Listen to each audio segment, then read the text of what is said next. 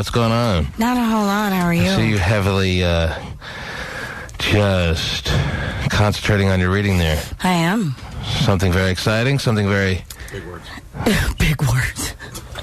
Something very engaging, just big words? Kind of. What is it? Yeah, a little bit of both. Sound them out? What's the story? Yeah, slowly. Yeah. One letter at a time.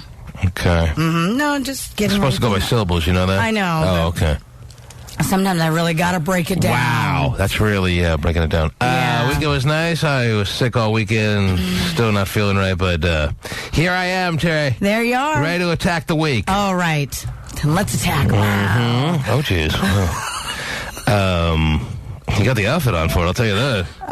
Wow. The boobs are already in midweek, I'll tell you that right now. I'm seeing side boob from here. Why such a low-cut top, man? I didn't reast that it went that... Serious cleavage just staring at us from all angles. You all right there? Terry Cam's going to blow up. Amongst other I'm not things. even logged in there yet. Ow. Well, they're in for a treat when you do, Terry. Wow. Because it's a little low-cut red deal, and... Yeah, I just kind of grabbed a shirt, didn't really realize how... Did you grab a bra, too, or no? Yeah, I did. Oh. Yeah, they're not... There's a bra under there? There is. Would you like to see it? All right, if you insist.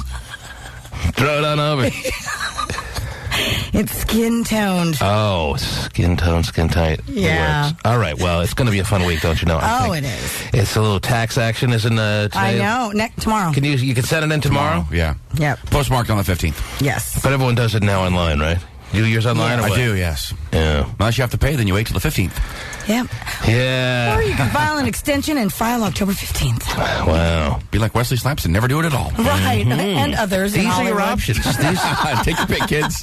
We break it down pretty simple on the TV in the Morning Show, and these are your tax options. Tax options, yes. Go to the Wesley Snipes School of Taxes and Right. dodge and bob and weave for a good 10 years, and then take your chances in court. Right. How does that work out for him? Not well? I think he's still doing the court thing, quite honestly. Still up in the air. Yeah.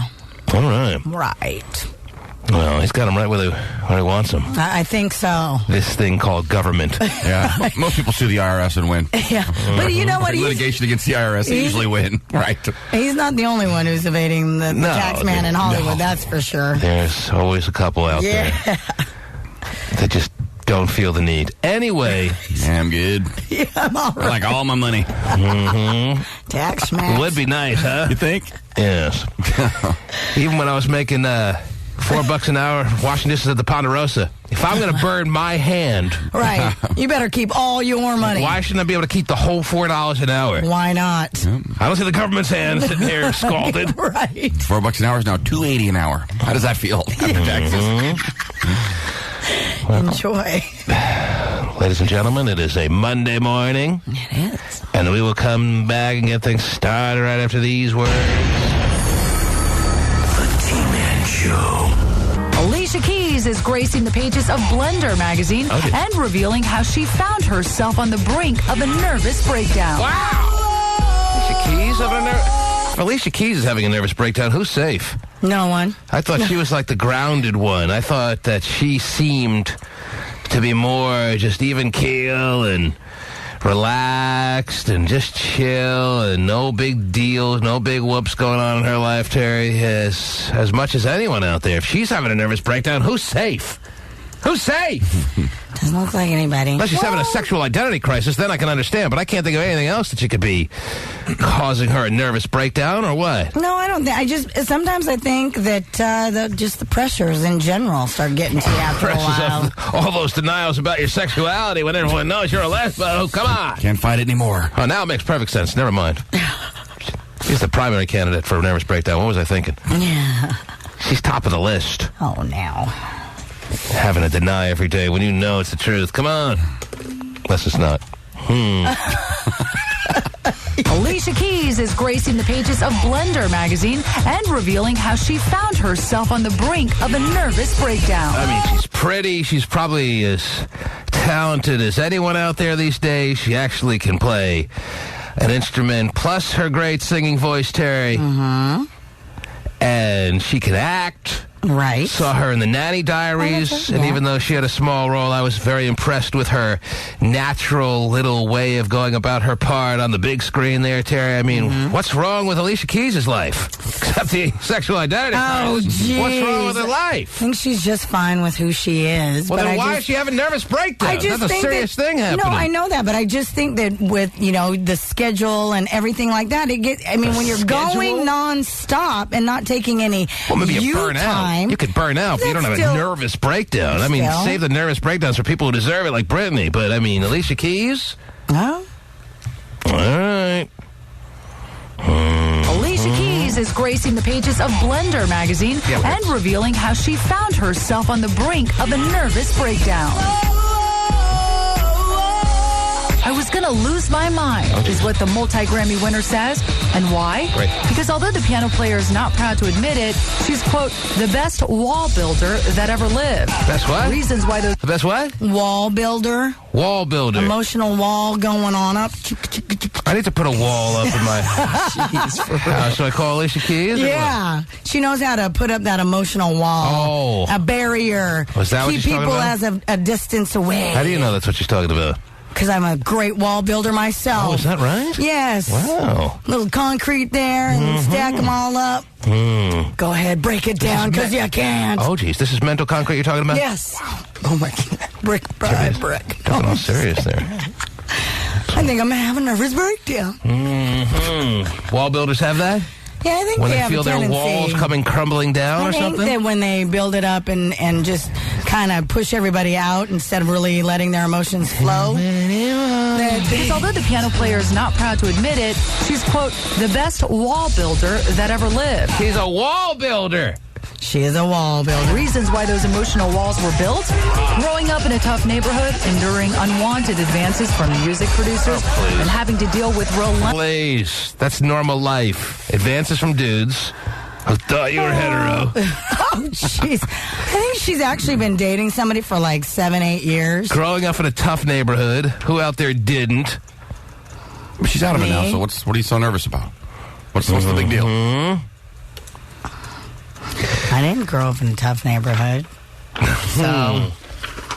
Growing up in a tough neighborhood, enduring unwanted advances from music producers, and having to deal with relentless rumors that she was a closeted lesbian.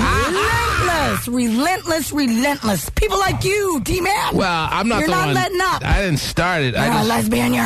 Oh, geez. I'm not sitting around every day calling her a lesbian, Terry. I just have heard people suggest that she's a lesbian, and I... Well, everybody's accused of being a homosexual. Ryan Seacrest breaking down to you. Not yet. His schedule's pretty thick. Last I checked in on his busy days, Terry, and you don't hear about him breaking down. I'm sure he's built a couple of walls, maybe. Right. Oh, he's not a wall builder per se, though. Actually, I think he's become kind of an ass especially on American Idol. A little too cocky. Wow. Don't you like cocky men? No. Oh. Not gay cocky men like him. Oh, geez. Well, that's nice. I'm so saying that I don't cocky men you like. No, I don't like Gay cocky men in you got a general. problem. Well, you made a special point to break it down like you just don't like gay cocky men. Now you're trying to backpedal. A little too late, Terry. Oh, backpedal. No, he's just really turning me off lately. But anyway, back to I think building walls. With all the accusations thrown at him for being a homosexual who won't admit it, who's denying, I've told you that I don't feel, for some reason, there's something I'm picking up on, that indicates that he's not gay. Well, I But think... with Alicia Keys, when I heard the rumors about her, I was like, yeah, I feel that one. Why? Is it because... I don't know. You can't put your finger on it. No, I think what happens. I think what happens is, and this is for both genders, when you don't see them, constantly hooking up with somebody from the opposite sex, you automatically assume, well, if you're not hearing the rumors, you're not seeing a sex tape, or you're not seeing boob. That's not why I assume Seacrest is gay, because he doesn't have a sex tape with a woman. Well, but you never see him with hooked up with anybody of relevance. You think we're at the point where if you don't have a sex tape out there, that you're going to be accused of being a homosexual? Yes. Oh my gosh, you're a little bit overdone now. Yeah, 4 people have sex tapes. Is that right? Oh no, everyone they else don't. is gay. Okay. According to you guys, everybody's made at least one sex tape in their life. Well, only 4 have been found, though. Oh, jeez. All right, 5. But whatever. It doesn't mean if you don't have a sex tape that you're going to be accused. She hasn't been linked with anyone. Well, that's the thing, and neither is Ryan Seacrest, so we automatically assume, or at least Hotshot does. But I think that's... No, Ryan Seacrest was with Terry Hatcher. Who was well, he's seen with her. He's seen with her. Who's Alicia Keys ever been seen with? She was seen with Common. There was rumors about her in Common for a while. It's about but there's also biggest odd couple. That doesn't mean anything. Remember Lance Bass and Sue Bird went out on a few dates? Right. They had like the same manager. Right. And the same flannels. Yeah, it doesn't matter. I mean, it's whatever. But I think that's kind of what happens with everybody, especially in Hollywood and the music industry. If you're not totally linked up big time. To some extent, it makes sense. I mean, if you're not going to be ever seen and linked up and having any interest in the opposite sex, there's going to start to become rumors. Well, then you could do that with a ton of people. Like who? Serena Williams. Who's she ever been linked up with? And all these people are very questionable. Serena Williams has been with plenty of people. Who? The pitcher, CC Sabathia, first of all. Yes. They dated for a while. For a long time. Yeah, and there's pictures actually out yesterday. I saw of her in a bikini with another guy frolicking on the beach. So next? Always. She's always with someone. Always.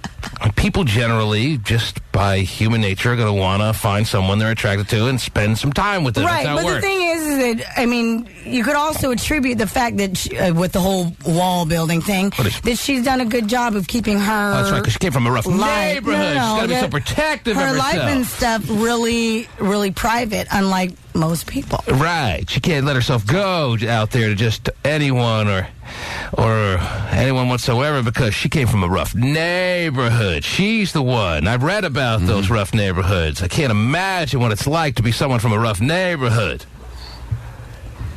I was only born in Queens, Terry, raised in some of the, well, at times they were rougher than others, but then we moved to the suburbs, so I can't really pretend like that was rough. But anyway, of New York, Terry, and believe me, every neighborhood has its ability to be rough. So don't tell me that, oh, she's from the rough neighborhood. Who isn't out there these days? Next excuse? Okay, she's a lesbian! Oh, jeez. I don't even care what her sexual orientation is. I don't think anyone else should really care. I just wonder why she's having a nervous breakdown. Well, Mariah Carey's had one, and oh, so just her time. Well, I see. I just think that... You're up for the nervous breakdown, Alicia. You, do you hear the ding of the bell? Mm-hmm. I just think growing up in a tough neighborhood, enduring unwanted advances from music producers. Unwanted advances.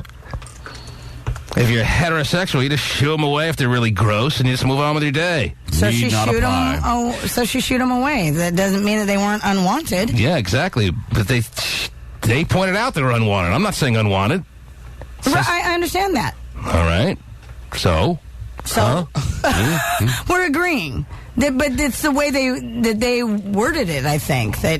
I think that any time that somebody makes an advance at you and you're not turned on by it or want it, it's called unwanted. Exactly. And you shoo it off. So it's unwanted, you shoo it off, and you move on. Why is it a big deal if you just shoo it off? Why is it causing you a nervous breakdown is what I'm asking. If they're unwanted sexual advances, you shoo them off. You're a big enough girl to handle yourself. You tell them no. And you move Use on. those lesbian muscles and you push them aside, Terry, and then they just don't even think about it again. Why should it be causing you a nervous breakdown? These are the reasons they're giving as to why she's having a nervous breakdown. And I'm just wondering why she's any different than anyone else out there. Why is she having the nervous breakdown? Oh, the rough neighborhood. I forgot. Unwanted sexual advances. And people that hit on me definitely stresses me out. Yeah. When chicks are hitting on me all the time. I'm 2 seconds away from a rubber room. The next woman that hits on me, that I'm not interested. Right. Although that's never happened. I feel sorry for the person making $28,000 a year, working the cash register at Target, having collection agencies call them every day. They should have the nervous breakdown. And I'm sure they not do. Alicia Keys. I'm sure they do. Don't feel sorry for them. But they're not on. But they're not. Somebody who's relevant to music, things like that. No one who's ever I know worked. that. I understand. No one who's ever worked for Target has ever nervous breakdown. Trust me. Nervous breakdowns are pretty serious, Terry. It's not something that happens just to everyone out there. I understand that, but there are everyday people who have nervous breakdowns. Mm-hmm. I'm sure of all the people you know, and I'm sure you know a lot of people, all right? You may know one person that's having a nervous breakdown in your life. I can't think of one. Yeah, I can't think of one. So I'm trying to be generous and give you one. You know how rare it is to have a true nervous breakdown? Terry's got nervous breakdown +1. Oh, jeez.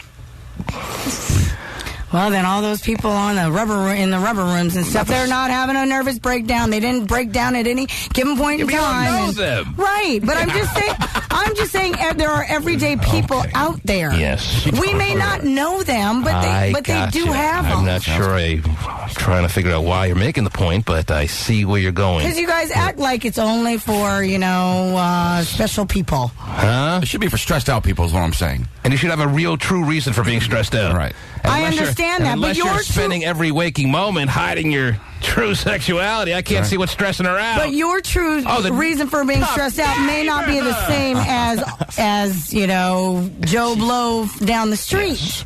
So everybody has a different... I got it. You never truly know what it's like to be someone unless you've walked a mile in their shoes. Blah, blah, freaking blah. But if your name is Joe Blow, you'd see why that would stress you out.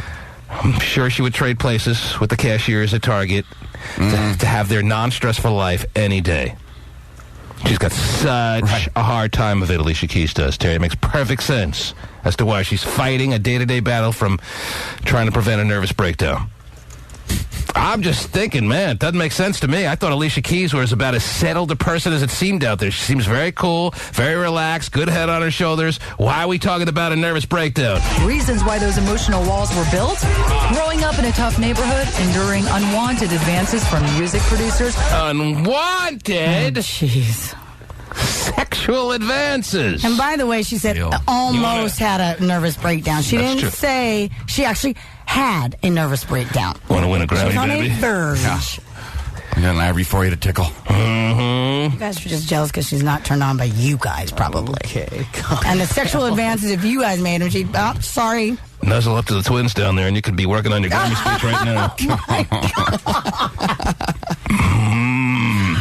Oh, where you go? What's the matter? Is this an unwanted sexual advance? Where you running? Unwanted! That combined with the tough neighborhood. She's got a tough life.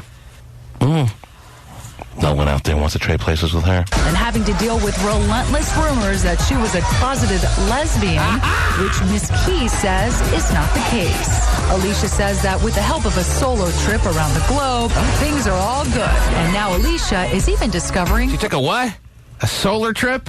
Is that just an expression, or is that something specific? I don't know what that is. Is there a brochure at every travel agency? Take a solar trip around the globe? I don't think that's what she said. Yeah, I don't think. A solo trip, I assume. A solo trip? Yeah, I don't think a solar trip. I was thinking, what the hell's a solar trip? Battery-powered airplane? Yeah, I mean, everything's solar-powered these days. That's the big thing, is solar companies and... Solar calculators, yes. Solar panels on your roof. So I thought it was like a new green trip.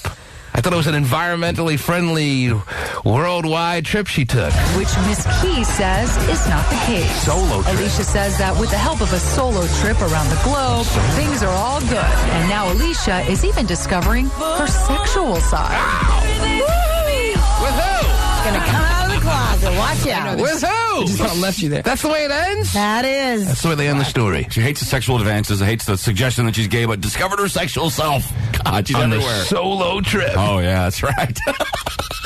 Wow.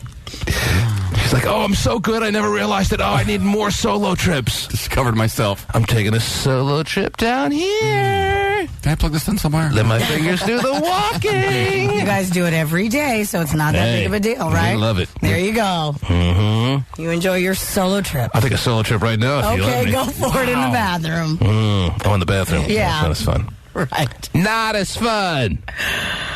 1-866-663-T-Man. Victoria would like to add a comment to the conversation. Good morning on a Monday, Victoria. Good morning, T-Man. Good morning, Terry. Good morning. Hi. I'm so glad I'm actually able to get through. I've tried forever. I went on Terry Cam the other day. But, yeah, I wanted to talk welcome finally to getting through to the program there, Victoria. Thank you. How was your weekend? Oh, it was great. I had a lot of fun. What was the highlight of your weekend? The highlight of my weekend was just resting because I work full-time in a hospital for kids. So. Wow, that's nice. And then on Sundays I go to school, so being able to rest. What is your specific duties in the hospital? I work at the inpatient pharmacy taking care of, babies and neonates, stuff like that. Oh, that sounds like rewarding work. I try. Yes. Do you have to wear another scrub-wearing listener, or what? Do you wear scrubs to work, or what? Yeah. How many listeners do we have? Does any listener we have wear normal clothes? No, I don't think so. All scrubs? All scrubs, all time. Some people wear normal clothes, but First time calling, never called the show before, and another scrub wearer, Terry. Yeah. Victoria, you scrubs. what hospital do you work at? I work at UCSF. Okay. And what's on your mind as far as, I'm assuming you're calling about the Alicia Keys situation or something else? Yeah, the Alicia Keys. Actually, she's on the verge of a nervous breakdown because she's from a rough neighborhood. Not anymore because she went on a solo trip. A solar trip, Terry. Solar. Yes. I would have to agree with Terry. There's a lot of fact. I've known people who have nervous breakdowns, and I actually see it more often than not being in the hospital. And I used to be a performer myself. I used to do social night and ballroom dancing. Oh, I bet you are. Oh, ballroom dancing, right. So there's a lot of pressures that come with being in the limelight and being watched by so many people and scrutinized by a lot of people. Yeah, a lot of ballroom dancing moves just are so technical, Terry. You're on the verge of a nervous breakdown every time you step on the floor. Remember, I got to get the whirly-twirly down just right today. Whenever I go to a ballroom dancing show, I throw stuff at people that suck. It takes a lot of but you got to a really big competition. No, it is. Man, you guys give a lot of people out there a lot of leeway. But you know what the thing is that you got to realize who you're talking to. You're talking to a guy who does nothing all day long. Who, me? Yeah, you. How do you know I do nothing? Maybe my day's very stressful. What's so stressful? Going in and watching boysfood.com all day? Oh, my gosh. I'm so stressed. Okay. Now that my family's home from Japan, I'm not able to watch as much as I'd like. Oh, boy. That's going to stress you out because that's going to give you a breakdown. That I'm sure. I bet if you watched me dance, man, you would be impressed. I bet you I would. I agree. So when is it on for? Well, actually, now I teach it, so. But, yeah, there's a lot of pressure that comes with being in front of a lot of people and having them watch you and pick at you and stuff like that. And, just in the normal day life, dealing with stress and then having to worry about fine. I'm not saying there's not going to be anxiety for the moment, and there's a lot of times during a person's day where you're going to get a little anxious. There's going to be a little anxiety during a particular moment, but then you let it go. You move on with your day. Yeah, so it's not something that you can just shake off because she's in the limelight. I mean, it will be continual. Well, let's see. Like, let me slip the Alicia Keys. Millions of dollars in a record contract, endorsements, I'm sure. If she doesn't have any, she should, because she's, to me, a great role model out there. She has a wealth of talent beyond what's normal these days, because a lot of people are making it big with a hell of a lot less talent than her, so she doesn't have to feel like she's just skating by as far as in the entertainment world on talent that'll all of a sudden be discovered that doesn't truly exist, so that's not a problem. Where's the the rough neighborhood? By the way, you know what's sad is got hit on that. Oh my God! Invited over to the casting couch. I think what's funny is how does she avoid the breakdown? I mean, again, it's just a report. Also, because if you're trying to advance your career, like in the beginning when she was trying to advance her career, and you have a lot of producers that hold your career in their hands that want to be pressing upon you. It's not all they're holding in their hands. Oh yeah, go baby. But as far as the pool of lives go, you have to choose out of a hat which life you get. Yes. You're pretty happy with her life. Sure. All right. You're happy. It's still stressful. You're picking her name out of the hat. You're pretty excited. You get to take over Alicia Keys' life. Right. Naomi Campbell. Oh, damn. Right. I get a breakdown. Yeah. How about Jeffrey Dahmer? Oh, crap. But, I mean, I just think it's something to be I can handle it.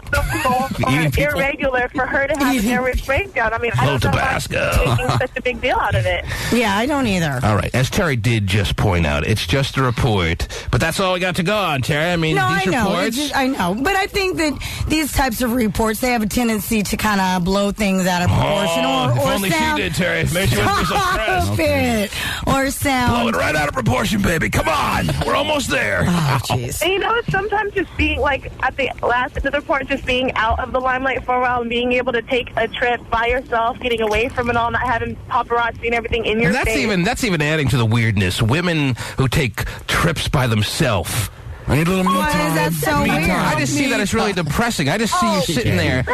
Men are just as bad as women. Men take trips by No, themselves. man. No. You can stop right there. It's masked as a business trip. Well, it is a business trip. No, if it's masked as a business trip and it's not, that means he's taking some little hoochie. Oh, there you go. That's a whole different story, Terry. You're right, but no man in the history of mankind has ever taken a vacation by himself. I just want to get away, and there truly is going to be no one else around. I just want to lay in the sun. No man has ever done it. That's depressing. Well, what about your little poker trips when you go? I mean, do you go? It's not a vacation. That's business.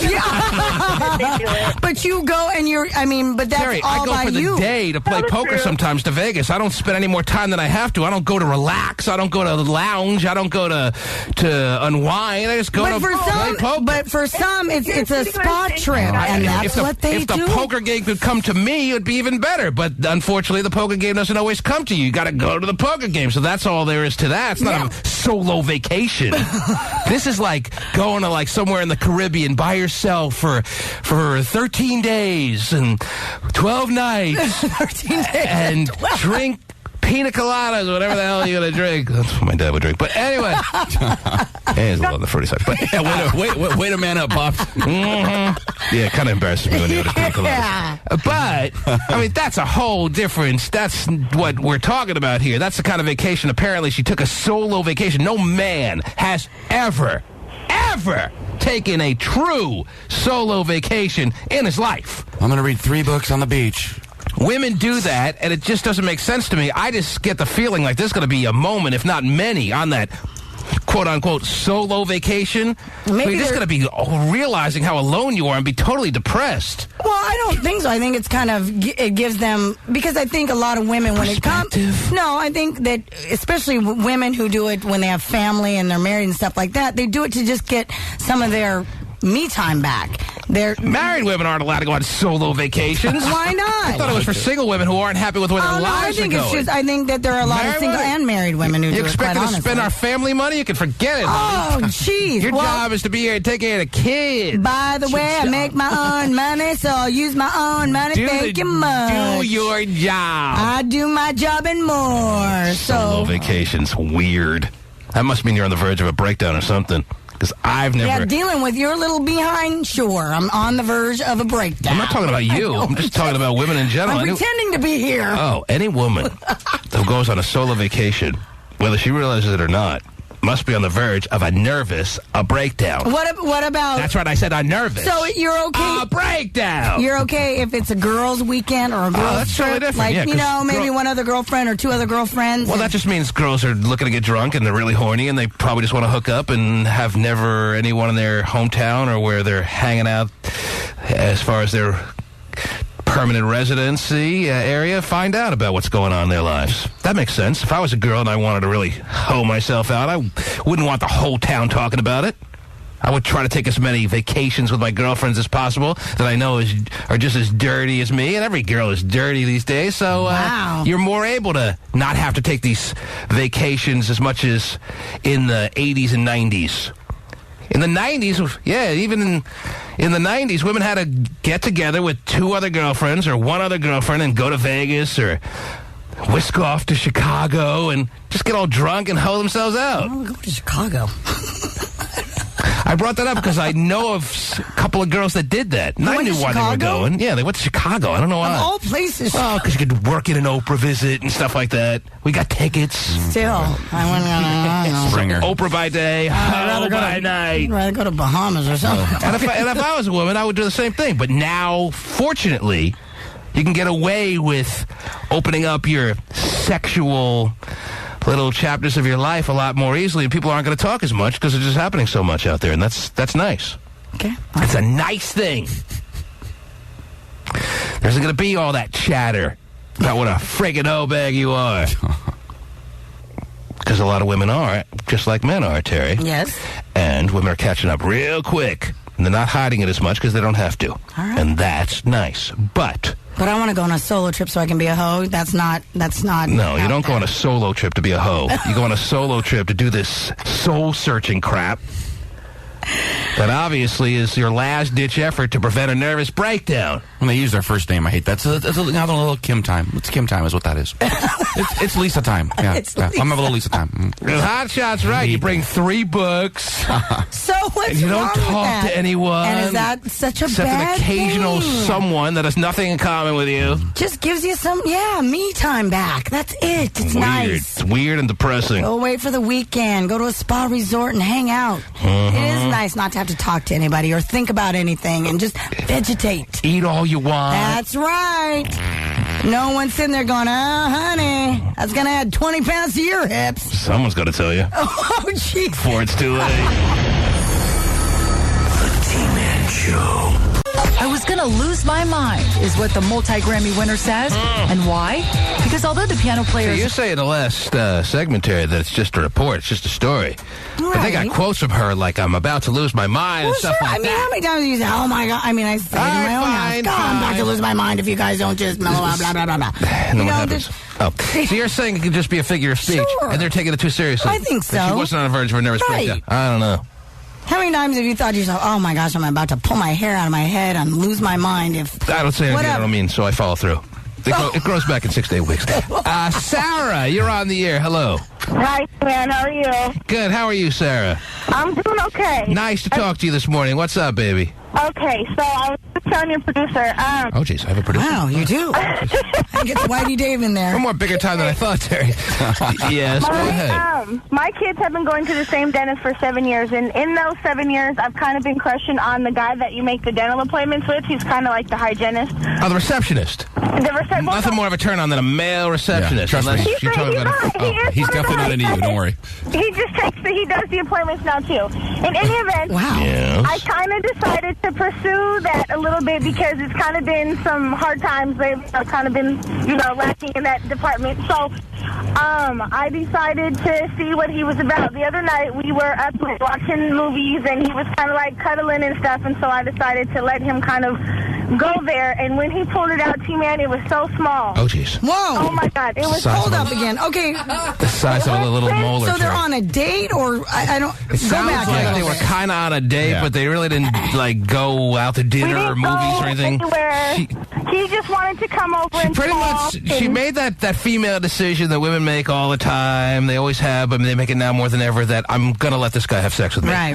So I'm not going to make him jump through any hoops. I'm not going to make him, buy me dinner, even take me to a movie or take me out for drinks. I'm just going to have sex with him. I've decided to give this man... He's the receptionist, so he probably couldn't afford to take me out to dinner. Wow. Gee. That was really a factor. Anyway, you just needed some ass. I did. He was pretty much making it clear, And he all was... he said was ass. There was no wee-wee to talk about. It was really, really sad. Mm-hmm. And Here's the deal. Was he acting embarrassed when he pulled down his pants, or did he act like he's some big... He was stroking it with 2 fingers like it was... Oh, no.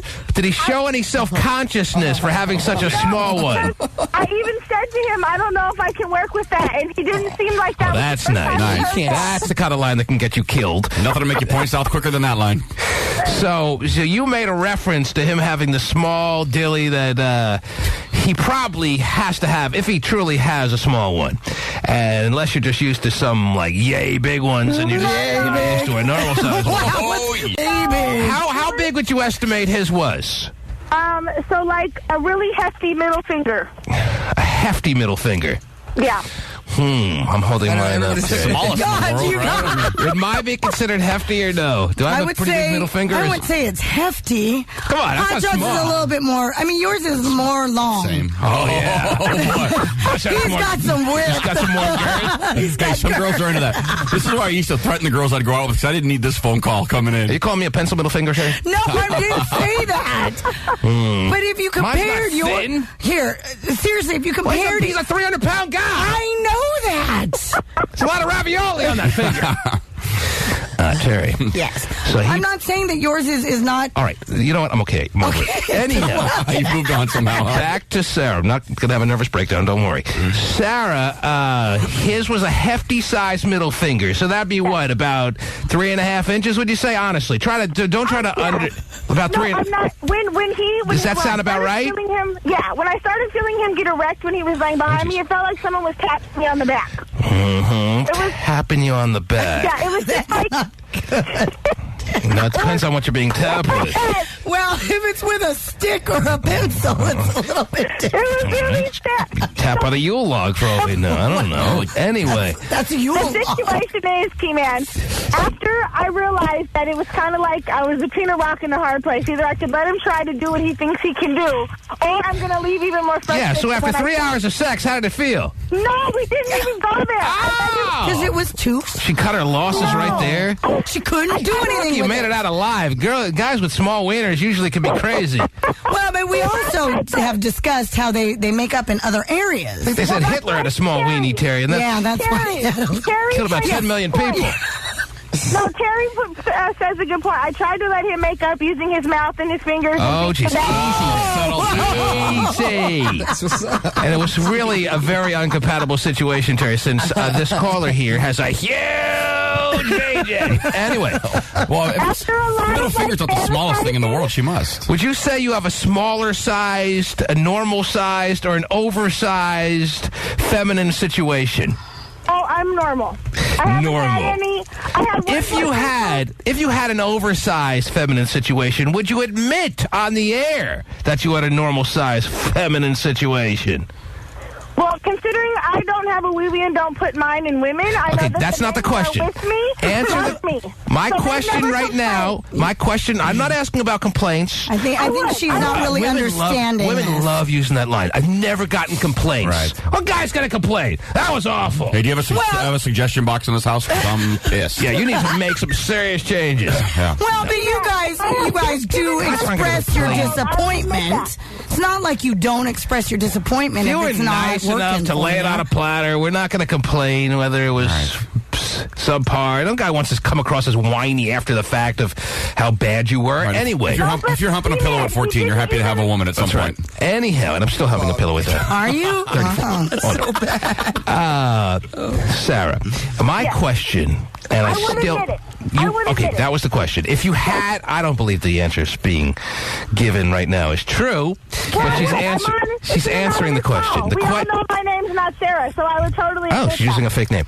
I didn't know that. I thought your name was Sarah. Oh, yeah, sure can. The question was, if she had an oversized feminine situation, would she right now admit it on the air? She says she would. I believe I do. I say she doesn't believe she does. Oh, but not sure. Well, how are you really sure? Well, let me take out a yardstick. If you guys don't, if you men don't complain and don't want to whine, how do we know for sure if we're a little extra large down there? Terry, a woman should be able to realize. No, but hers seems a little spacious. But if everything fits and it's working, a lot of guys need that. A lot of guys like that. A lot of guys want that, Terry. Don't get me wrong. I mean, I don't know any guys like that, but that's what you heard. Especially not me. But I need extra small. So, T-Man, here's the thing. So this morning, after I kind of let him get his, because he was kind of... So now do you have to change dentists or what? So yeah, my kids are going to go to the same place, so I'll just Today?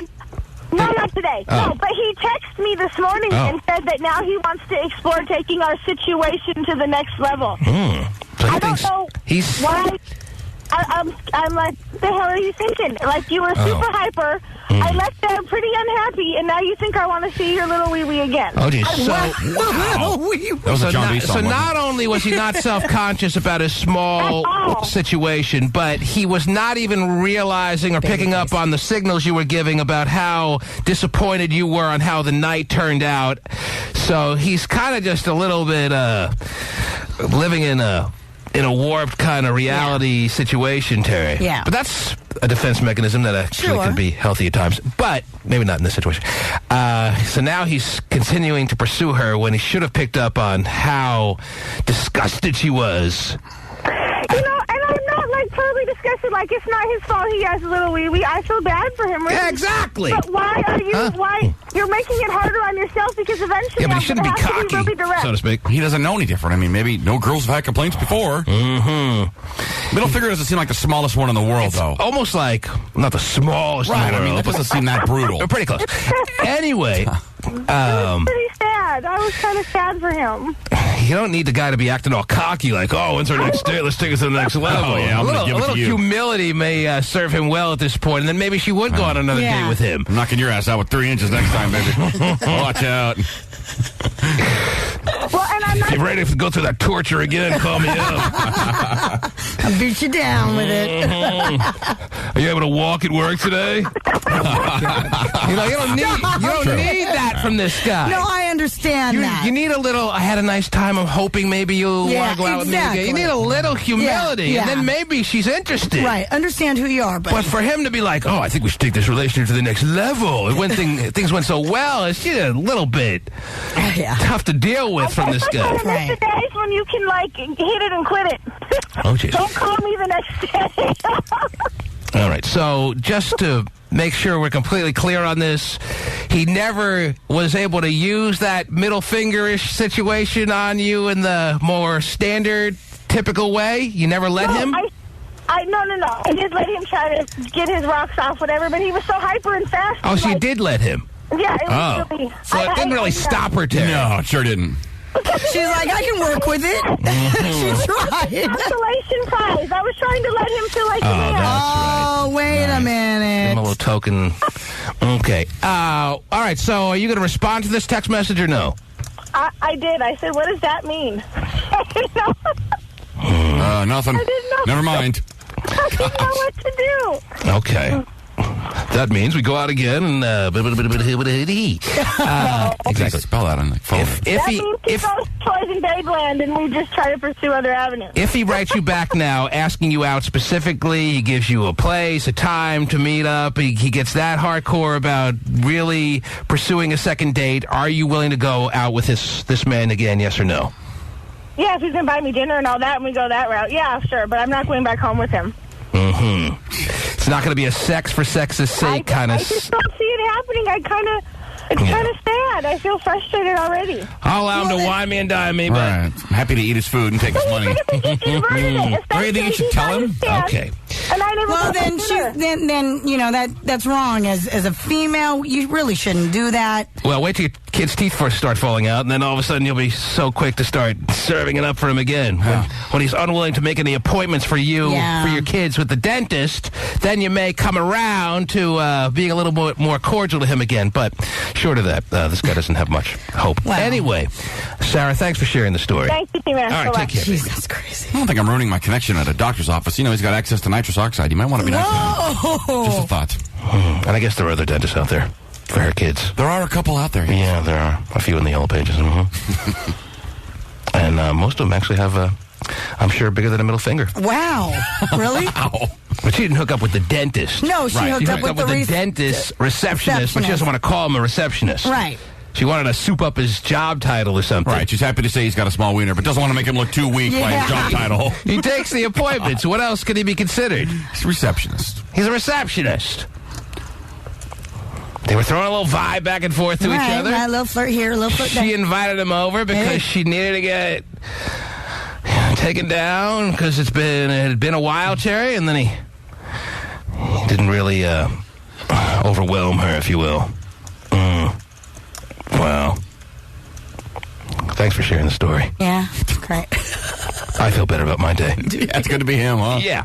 I'm not saying much about my day, Terry, but... Welcome to Monday. I mean, her just ranking on this guy's situation. Nick, you're on the air. Hello. Is it hot in here? Is it me? Am I still sick, Terry? I think you're still sick. Well, cool. I'm going to pull off my shirt, but I only have a tank top underneath. Can you handle that, Terry? I don't know if I could. I might have to jump over the console. I'm starting to sweat. Oh, jeez. Go ahead, Nick. What's up, man? How you doing, sir? Oh, man. I'm kicking like digging. I wanted to tell you about Alicia Keys going on vacation. I go on vacation by myself all the time. But is it a solar vacation? Oh, yeah. Oh, solar. Right. That's usually the best route, you know? I mean, a lot of my partners aren't really into, I don't know, I guess not even adventurous, because I always bring up trips. You know, I go to Mexico. I actually know somebody who goes on it by himself all the time. That's great for I have no friends team, man. But he has a wife, right? Or no? Are you married or no? I'm married. You're married, and you go on solo vacations just to get away and reflect on thoughts. It's not a vacation by yourself to try to hook up, or is what you're trying to tell me that you are trying to... Well, I mean, you know... I don't know. I won't really speak too much on that trip, but But really, like, I've been sent by former bosses to go and, collect things, you could say. In the process, I don't know, because it frees you up on, whatever you want to do. You don't have to, no one's holding you back, especially a female, you get to go. Unless it's her turn. Anyway. Wow. She strapped it on. Anyhow, you're saying don't underestimate the value of the solo vacation. That's what you're calling to tell me. Yeah, but at the same time, I can understand what she's coming from because I'm a session guitarist also. And yeah, sounds very lucrative. Anyway, you're saying there's a time and place for a solo vacation in every person's life. Is that what you're calling to tell me? Yeah, for sure. Well, I could just see myself no more than in day number 2 at the latest on this solo vacation, getting really bummed out, lonely, and depressed, Terry, and wanting to go home. But you know what? Some people say that when you are able to go places, wherever it may be, vacations and stuff by yourself, it shows that you're really okay with yourself. I'm cool with myself. I can entertain myself, no problem, Terry. I love my own company. I live by myself in Vegas, and there's no issues as far as being by myself, but the whole process of planning and getting on a plane and going somewhere by yourself and then hitting the sandy beaches. Every time I think of vacation, I'm sorry, I picture something beach oriented and just all that drinking cocktails and on a lounge chair by yourself. There's gonna have that moment hit you where you just get a little lonely and depressed, isn't there? No, not necessarily, because if you have the ability to socialize with people and you're not afraid to approach and just kind of do that kind of thing. That's not why you're there. That's not why you're there, to socialize. But there are some times where you go, you know what? Maybe I want to go out and get at a club or catch hey, the nightlife. Self, you want to drink? Yeah, Self, let's get wasted. Oh, and watch how good I dance in the mirror. Oh, I love watching myself. Plenty of people who do that. Yeah, they're called weirdos, Terry. No, but there are people who enjoy doing that. I'm not saying there aren't. Apparently, and they're okay. And some people would say that they're probably better equipped with their own who they are and their self-esteem and so on and so forth. I say, like Alicia Keys, they're this close from a nervous breakdown. Not though, Nick. It sounds like you just were trying to find a way to hook up and not have anyone really know about it. And that's a whole different story. If he's just trying to have a little side action, Terry, is that an acoustic guitar solo? Yes, he's a session sound effect guy, tuning up the guitar. Right. If that's your motivation, that's a whole different mindset. If he's just trying to, have a little side action because he's, in need for whatever reason, if that makes him a bad guy, Terry, that's your decision to make. But that's a whole different kind of mindset than I need to soul search and go on a vacation just by myself, solo. Most married couples go on 1, maybe 2 vacations a year. Why wouldn't you go with your spouse? They don't get to go that much at all. Yeah, who gets time for vacation? A normal person is a working person, right? You'd hope, Terry, to some degree, to some regard. And working people don't get vacation time. I know. You get 2 weeks a year, the average person. Right. And I'm taking that by myself. See ya. I don't think that would include you. What the hell? I love you and all, but I got to go by myself to soul search. Hey, honey, do you think this hotel looks nice? Because I really want to stay here. What do you think? Should I stay here? You're not going to be anywhere close to there, but I would like your opinion on this place. Lots of activities. I'm going to love it. It's so fun. I can enter the shuffleboard tournament in 3. Gosh. Count me out of the solo vacation. Well. Man, does that sound depressing. What the hell's wrong with you? Why is that so depressing? It just reeks of what the hell's wrong with you that you need to go by yourself. Don't you have any friends? Don't you have someone you want to spend time with? Well, nope. Do you Fresh have out of those. to? What? You just can't be by yourself? You're too afraid to be by yourself? You got to find friends? Not the issue. It is the issue. No. You don't have any... what's the big deal you're about... making it, but it's not you're making it an issue that they're weird just because they can spend time by themselves. No, I'm making it an issue and they're okay with their own company. They are. 1-866-663-T-Man. It's only Monday, Terry. I understand. I'm okay. You sure? Are you? If you need a solo vacation, just say the word, Terry. The T-Man Show. Joe, you there? Yeah, I'm here. What's up, baby? How you doing? Pretty good. What's going on? Basically, I had something to say about the whole solo vacations thing. All right, one more call on this, then we move on. All right. Yes. I think I've made it pretty clear on... They're not weird, okay? All right. People are not weird. Mm-hmm. Go ahead, Joe. No one's... Okay, look.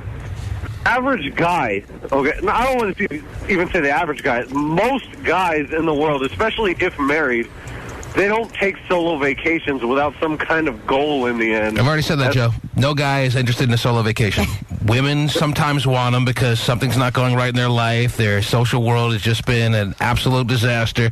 They need to break up the momentum going on in their world. To me, that makes some sense. If you want to break up the string of all that's going wrong and you think this solo vacation is going to kind of change cause a little chain reaction to shake things up a little bit, fine. But sometimes women go on multiple solo vacations, like every year they'll go on another one by themselves and just get out there and lay on a lounge chair. But I'm thinking, can it get any more depressing than that? Well, I guess you could say it's okay for women. I'm taking it from more of a general standpoint. I don't see it for women or men. Men are smart enough not to do it. The only benefit I see in a solo vacation is naked poops, Terry. Wow, really? Wow, with the door open. You're doing that all the door open with the TV on, being able to watch completely naked. I mean, there's a nice little feeling about that. You can't really, even if you're married, your wife is kind of disgusted by you being completely naked and going poop, Terry, in the bathroom there, and okay, turn the TV just right. I can see it in the mirror. I'm definitely with T-Man, where a solo vacation is definitely just going to make you more depressed to know that no one's there to chill with you. Yes. I mean, there's no doubt about it. There has to be that point. There has to be that moment, if not multiple moments, where in that solo vacation situation, you're just going to be like, what am I doing here all by myself? No one to enjoy this with. Hello. I mean, just the echoing sound of loneliness resonating through your vacation. Why does it have to be lonely? Because it is. Having to say table for one stings. But if you actually, like you say, actually planned it out and things like that, you know that you're going to be alone, so I don't think it's a lonely thing. 2 for dinner? No, just sad and lonely. Okay, you're right. It's not just lonely. It's sad and lonely. And all of a sudden, even if for some reason in a given moment on your solo vacation you start having the best time, who are you going to enjoy it with? Oh, isn't this great? Oh, wait, there's no one here. It's just so sad. Naked poops, though. That's the only upside, Terry. Just sitting there for, like, longer than you need to on the bowl. Very liberating. Mm-hmm. Feet up off the ground. Talk about the total just expression of freedom. Oh, my God. Resting your feet on the side of the tub. You guys have a thing. Naked poops. No one have to answer to. Oh, man. Why'd you take all your clothes off and you're just sitting there forever? You don't need to hear that when you're doing a naked poop, Terry. You don't need anyone. You don't need anyone talking to you. Terry loves it. All right, Terry. You guys are weird. Now you guys are weird. I mean, that's weird. I'll give you that. I mean, Vinnie the Pooh says there's nothing weird about naked poops. I'll give you a little fine. There should be a little weirdness in everyone's life, Terry, to a point. Right. Everything in moderation. Right. I just ask you before you write this off as something that sounds so weird. I just ask you to go home today, Terry. Get yourself in your big mansion of a home that you have. It has such a big mansion. Come on. I heard how many bedrooms it has. That's all I need to know. Anyhow, I've never been out there. But anyway, get yourself in a completely naked state. Sit on that bowl, and you take yourself a naked poop, Terry, and you don't tell me it doesn't feel empowering and liberating and just unbelievably, I'm not really obsessed with the whole, bathroom experience, though. That's the married man solo vacation. It's not about being, what did you say? Whatever you said. It's definitely not about that. If I was listening, I would know. No. It's not about that. Yeah, it's not about the whole bathroom experience by yourself. It's not about we're just, loving the bathroom experience and we can't wait to get to the bathroom. When you actually, think about it, I can take a naked poo. It's a complete feeling of freedom, Terry. And then, what do you need? Some woman who happens to be in your life, I guess, for the given moment to come walking on by going, what are you doing? You're all naked, just sitting there like you're not looking to move on with your day. I don't need a critique on what I'm doing right now. I don't need an evaluation. I know exactly where I'm at, and I'm enjoying this moment. If you're not going to play catch with me with the Nerf football, then move away. Wow. Do something productive. I'm done with this magazine. Can you hand me that other one? And actually, you're standing in the reflection of the TV in the mirror. Now move your hefty backside out of the way. Will you go home and do that for me, Terry? Will you go home and take a naked poop? It has to be, obviously, the key is it has to be completely, utterly naked. Oh, my gosh. Not the naked poop. Mm-hmm. Terry's not, but she's embarrassed to say it. That's understandable. I don't think Terry's really? been ever but then jumped right in the shower or something, no? Maybe when she's in the shower and she feels she has to go, that's the only time she's done a completely naked I don't poop. really think about it like I'm going, like, I'm all naked going. That's the key. Oh, my God, I'm naked and I can take a poop all by myself. Don't get too demonstrative right now, Terry. You're sounding really wacko. But that's all right. I mean, that's a thrill for you guys. Rick in Livermore completely understands. Yeah, I'm here. Is it Nick or Rick, or how come I'm having trouble reading this morning? Yes. It's Rick, man. Rick. Yes, Rick. Yeah, man, I want to comment on the naked poop. Yes, I was hoping you would. I'm a fan of the naked poop. Go ahead, Rick. Tell me why you're a big fan of the naked poop. Is that not the most comfortable position on the toilet in the world? Oh, jeez. All right. Yeah, before a shower. Now the way you're saying it makes it sound really nasty. But go ahead. No, I'm just saying, I like to take my naked poops after the shower. Okay. Oh, really? Yeah, that's counterproductive. Yeah, gross. Okay. Yeah, this is getting a little gross. All right, thank you, Rick. I didn't want this to turn into something gross, Terry, because this is not gross. Oh, the naked poop. It's so liberating. I just read the book to my son the other night. Everybody poops. So, obviously, right, we're talking... I'm told by great my... song by R.E.M. You'll be surprised how it turns out at the end. I bet it's got a great It's got ending. a real big twist at the end. I can't wait for the sequel. I hope they push it out soon. But there is that... Well, they're a little backed up right now. There is that book. It's not something I'm making up, Terry. Called Everybody Poops. It's a children's book. I've seen it. Okay, you have seen it? Yes. And I'm told all the time by my 3.5-year-old how he took an elephant poop. All right. All the time. In the book, you mean? No, he told me. Just the other day. Mommy, guess what? Okay, no, I took that's an something you elephant probably poop. didn't need to share. No. But we're talking about naked poops. We're talking about naked poops, Terry. But then you're talking about how you it's a read to your beautiful son experience. about it's okay to take a poop and all whatever. Didn't bring up elephant poops, though. But... All right? Don't add to the conversation where it doesn't need to be added to. But I mean, all right? We're just talking about taking a you don't have to explain yourself. It's a little too late now. He was just being funny. I'm just saying, you check back with us. And naked boobs are so good for me. You check back with us tomorrow morning after you do your homework assignment. And your homework assignment is feeling the liberating and freedom-filled experience that is the naked poop. The prequel to the Naked Gun movies. Okay. All right. Now, I'm not trying to take the show anywhere it doesn't need to be on a Monday morning, Terry. Yeah. Just happen to be talking about solo vacations, and this is something that popped into my mind.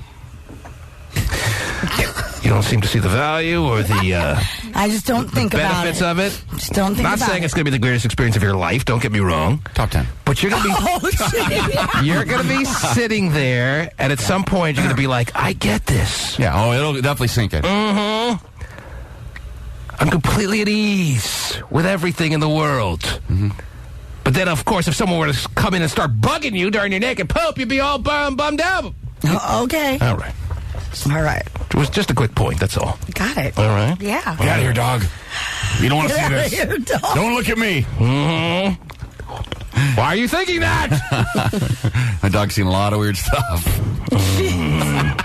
Sure. A lot of people are calling right now to comment on the naked poop, and I'm not. It's wonderful. I'm going to refrain, Terry. Wow.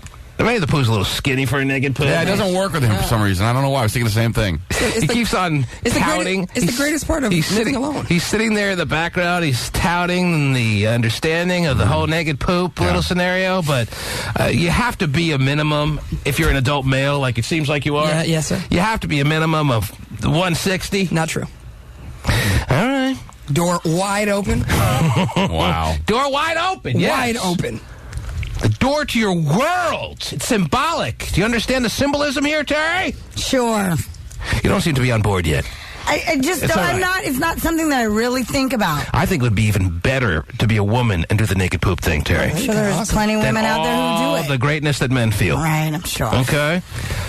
It's like Yeah. getting back to your natural state, you know? You're living alone now, is that right? Yes, You don't sir. have any roommates there? None. And one of the best parts about it is the wide open door, completely naked Pooh. I love it. Take my socks off, everything. Wow. Roll them up in a ball. You can't have your socks on. No, of course not. No. It has to be naked. That wouldn't qualify. You need cold bathroom floor against your feet. Terry. Jeez, you guys. Wow, you don't get that on every state. Take that, NPR. You're not getting that kind of talk. Paula! I'm sure they're talking about the same thing right now. Okay. Paula, you're on the air. Good morning. Hi, Paula. How you guys doing? All right. I just wanted to comment on Sarah's thick middle finger story. All right. Yeah, what about it? Well, That's actually funny because honestly, she should give him like a second chance. You didn't write an email to me over the past week, have you? You didn't write an email to the Ask T-Man portion of the TManShow.com on April 4th, did you? On what? All right, never mind. I got an email that I have to read that is very similar to the caller that she's referring to and Paula herself right here, right now on the line. But go ahead, Paula, say what you were...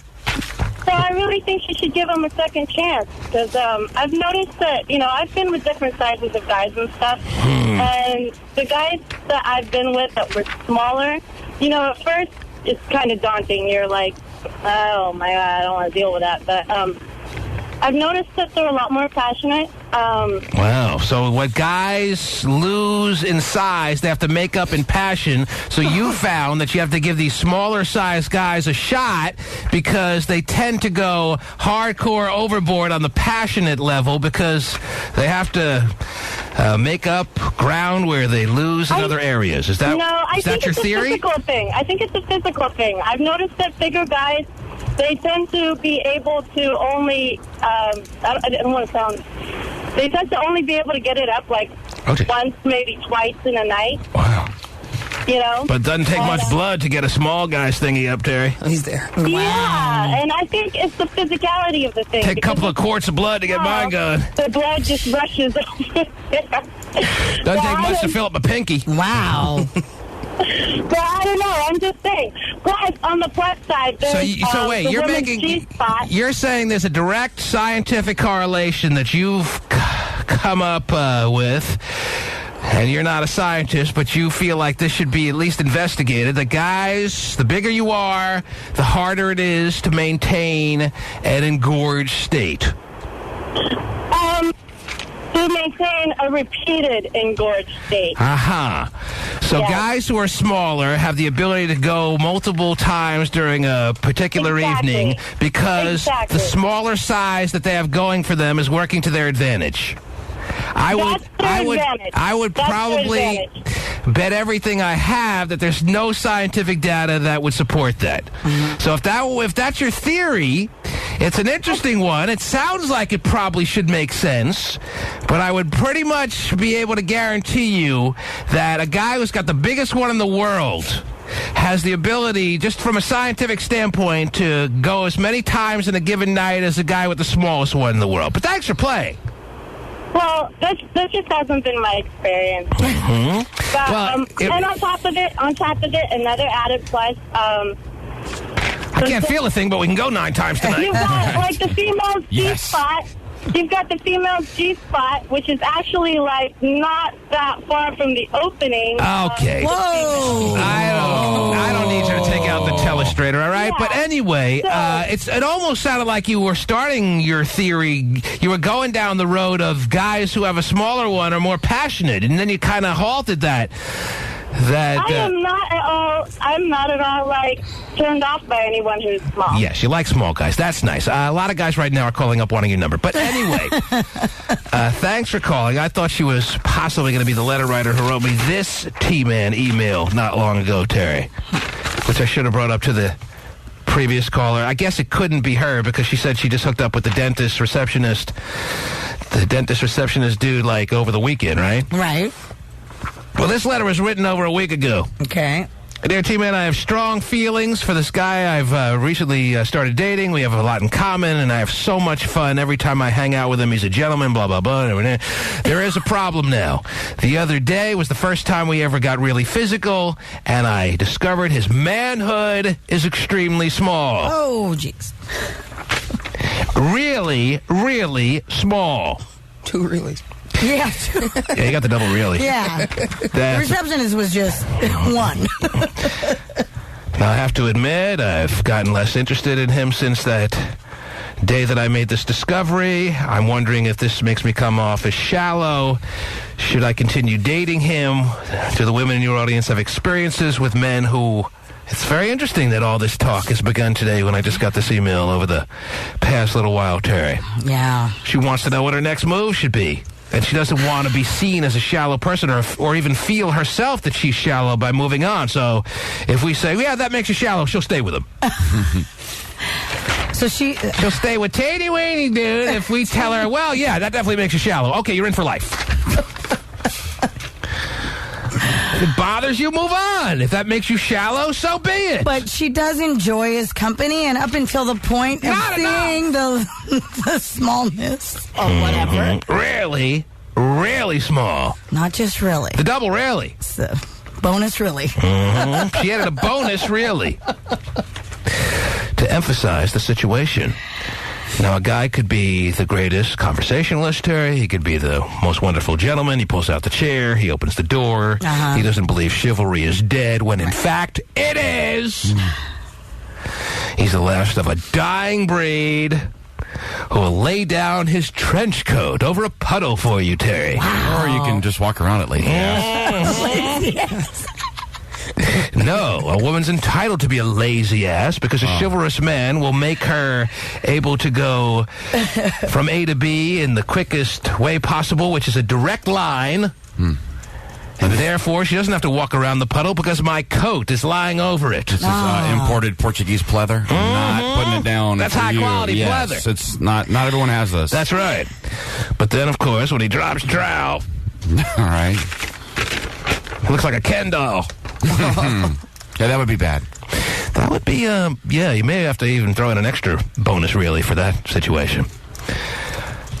What do you do in those situations, Terry? Maybe this is the kind of guy you've been looking for. The guy with manners personified. The guy with an ability to treat a woman like it was not 2008, but maybe, 1958. All cordial and with unbelievable respect. And then, of course, you beat her ass when you get behind closed doors. Wow. Well, that's what it did in the 50s. They hit their women all the time back then. No, I understand. And then pulled out chairs in restaurants. Right. Say this, Whitney, you got a hell of a set of gams on you. Mm-hmm. Then when you get home, what'd you say to me in the restaurant?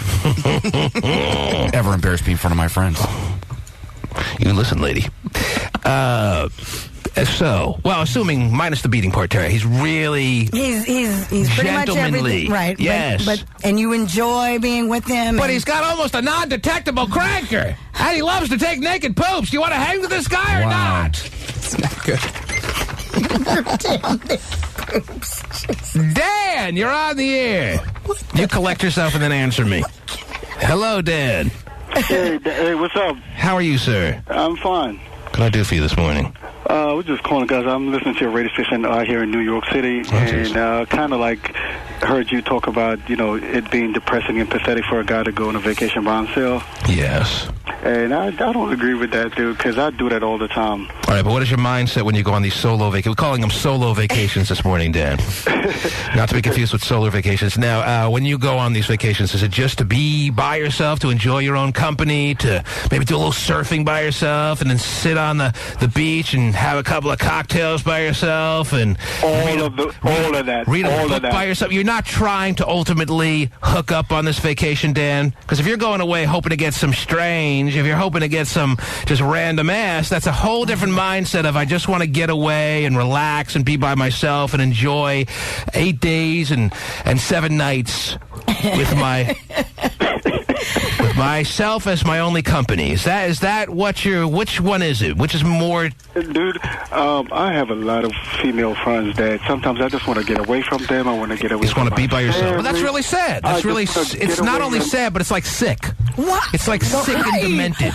It's sick and demented. It really is. It's weird because even if you have the greatest time, who do you have to enjoy it with, Terry? You meet new people, and maybe that's part of you. You enjoy that kind of thing. People that's the like problem. That's why you can't understand. That's not true. Doesn't go. That's not true. Listen to me, man. Recently, I was in San Francisco. This is how I discovered your radio station. Yes. I was out there for a whole week. I enjoyed myself the whole time.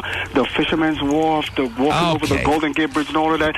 I didn't need anybody to do that with. I just wanted to just be by myself. Right. Well, I had look forward to a lifetime by yourself because you're weird. The drinks were good. The food was good. You know, the whole city was great. And I just wanted to do that. Even saying the food is good. When he's at a dinner and he's loving the food, who do you have if the food falls in the forest area and no one's there to taste it? Oh, my gosh. But you're not there for other people. You're there for yourself, so it doesn't matter. That's the problem. It's weird. Oh, my God. Oh, this is delicious, isn't it? Who am I talking to? Oh, my God. Oh, I'll pick this one up tonight, Self. Don't you worry. I got it. You think we should go Dutch? Don't think I'm going to put out. That's right. Jeez.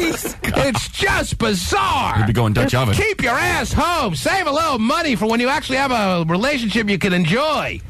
I have a relationship I can enjoy. I go out to dinner with them, and I have a great time. But when I go out of town by myself, I'm able to eat anything I want, how I want it, when I want it. I have nobody telling me, listen, honey, that's too much. Maybe we should talk about what we're talking about here. Some people just don't have the ability to keep or make friends, Terry. Some people just don't have friends. Or some people just can't be by themselves and are afraid of being by themselves and can't just do their own thing. I love my time by myself. Doesn't mean I'm going to plan out a vacation for strictly to be by myself with nothing else on the real agenda. Right, so you're not that kind of person. What should we do today? Should we climb a mountain? Should we... It's just twisted. I know so many people who travel... Let's take a nice romantic walk on the beach today. Wow. Are you turned on a little bit? Let's go sightseeing. It's not that big of a deal. I'm not saying it's the biggest deal in the world. It's just weird. End of story. Solo vacations are weird. But if they're truly solo vacations, they're weird. I know a couple people, of guys who actually, do go on solo vacations and travel by themselves, and they're fine with it. Hope we're not talking about your husband, because if he's doing it the right way, I said it's a whole different situation if you're talking about a guy who's just looking to hook up. No, these Wait a minute. You think Terry's letting him out of the house for 2 weeks by himself? Oh, you really need to do some soul searching, honey, and you'll come back renewed and revitalized? I got the 5 kids. Don't worry. Go ahead, honey. You have fun. Here's $1,000 to blow on blackjack. Would you suggest to your husband that you need to go on a solo vacation? No. Good. I wouldn't. Because you don't come off as that weird, Terry. No, not weird. Because I get plenty of my time. You're not sad and weird. This is sad and weird behavior. Listen. Sad and weird. Listen. Yes. I always listen when you talk, Terry. No, you don't. But anyway, I'm learning. Yes. Yeah. How many years has it been? But I think yes, it is a different ball game when it comes to married people. When that's a whole different ball game when it comes to the whole solo vacation thing. I agree with you on that. That is a little something's weird. wrong in your marriage, obviously. If there's something wrong with your marriage, then say so. If you're going on a vacation because something's wrong in your marriage, then say it like that. I think, though, that if you're married and you have a group of guys or a group of girls that you go with and it's an annual thing or whatever, that's a different ball game. I'm not talking about this all morning. I know that, but let me just say, I think that, one of the guys that are you going to listen to me? You said you do. Starting tomorrow. One of the guys that I know who goes on solo vacations, he's single, he goes out there, he knows that he wants to take advantage of traveling by himself and doing the things that he wants to do. April has some techniques on sex with tiny men, Terry. Oh, my gosh. April, you're on the air. Hello. Hi there. How are you doing? Good, April. What can we do for you? Well, the comment about that letter you just read off about how she really likes the guy and he has a small dick or whatnot. Oh, geez. Easy now. It's a family show, yes. As long as she can work it, get on top. Show how it's done. Here's the technique I had a guy that was so small.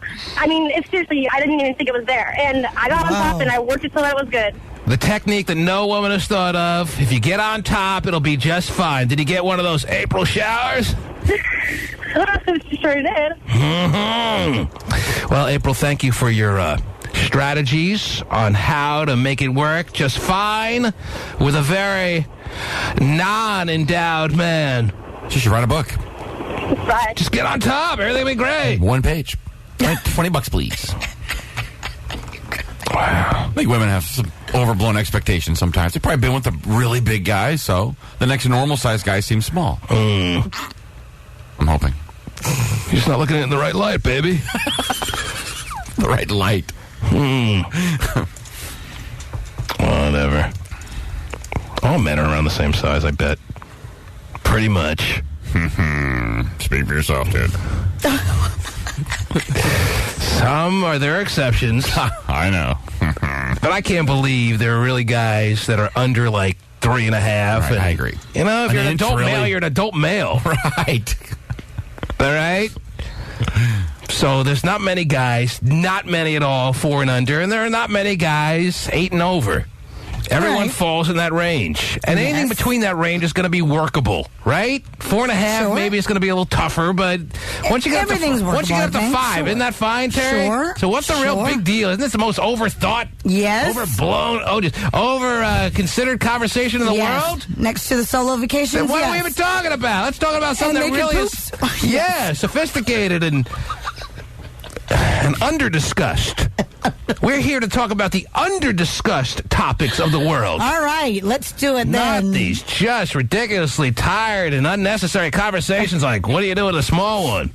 Figure it out! Get on top like April! The T-Man Show. It's called a sideshow, and police in Oakland, California say it is a dangerous new trend. Young drivers gather to watch each other floor their cars while they're turning circles. Well, last night, 2 speeding cars leaving the scene of a sideshow careened into an Oakland home.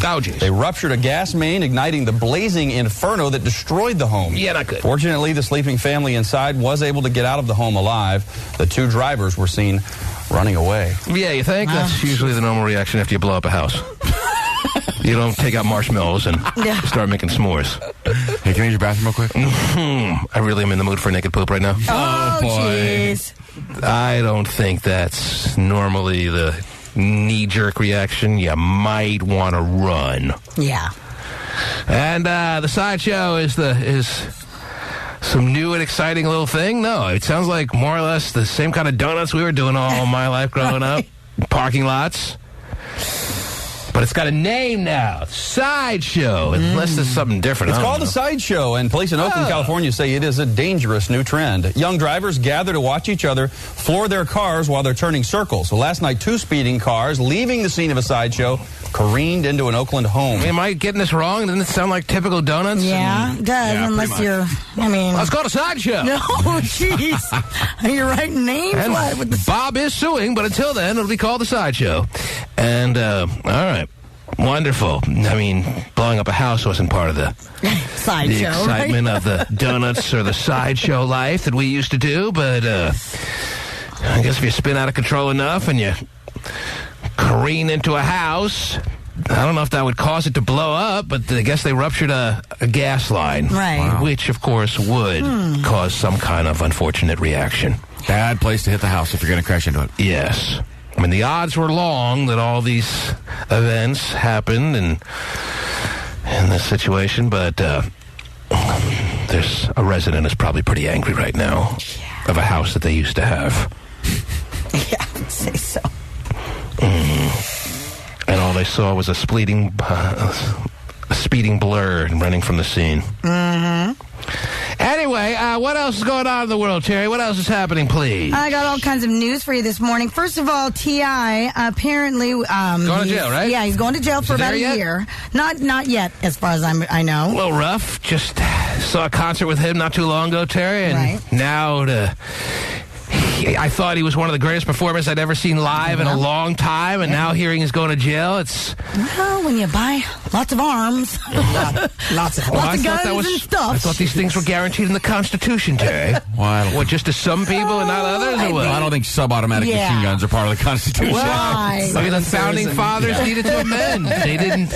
Maybe they weren't aware of some of the technology advances that would be made over the 100 years since their departure. Still can't buy an M16 with the laser scope. Right. Not allowed. Well, maybe if the M16 with the laser scope was available in 1776, Thomas Jefferson would have put that in the Constitution. Then T.I. would be walking out, or what? Yeah, maybe so. The right to bear arms. Yeah. Well, dig up old TJ and see what he thinks. Well, apparently he claims that going to jail is going to cost him around, actually over $10 million. This whole weapons charge and everything, that's what he's saying these days. Why would it cost him $10 million? Well, He's got to pay fines as well. I mean, no one pays a fine of $10 million. Potential earnings, I guess I should say. Feeling as though he's going to lose earnings in the amount of $10 million for the time that he's going to be on the inside. Right. What has he got going on? He's got the Chevy commercial, right? Yeah, he lost that endorsement. He lost that deal. Well, yeah, the GM deal, yes. Plus, there was films that he was looking into, trying out for or whatever, auditioning for, and possibly getting signed on to. So. Right. And I'm going to be in Raiders of the Ark Part 9, Terry. Yeah, well, you never know.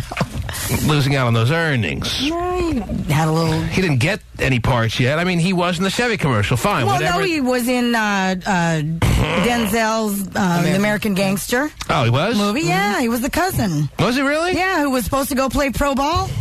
That was him? Yes. I watch it again. You do, and then got shot in the end in Big Drug Bust. I love that movie. Yeah. I know that was him. Just ruined it for somebody.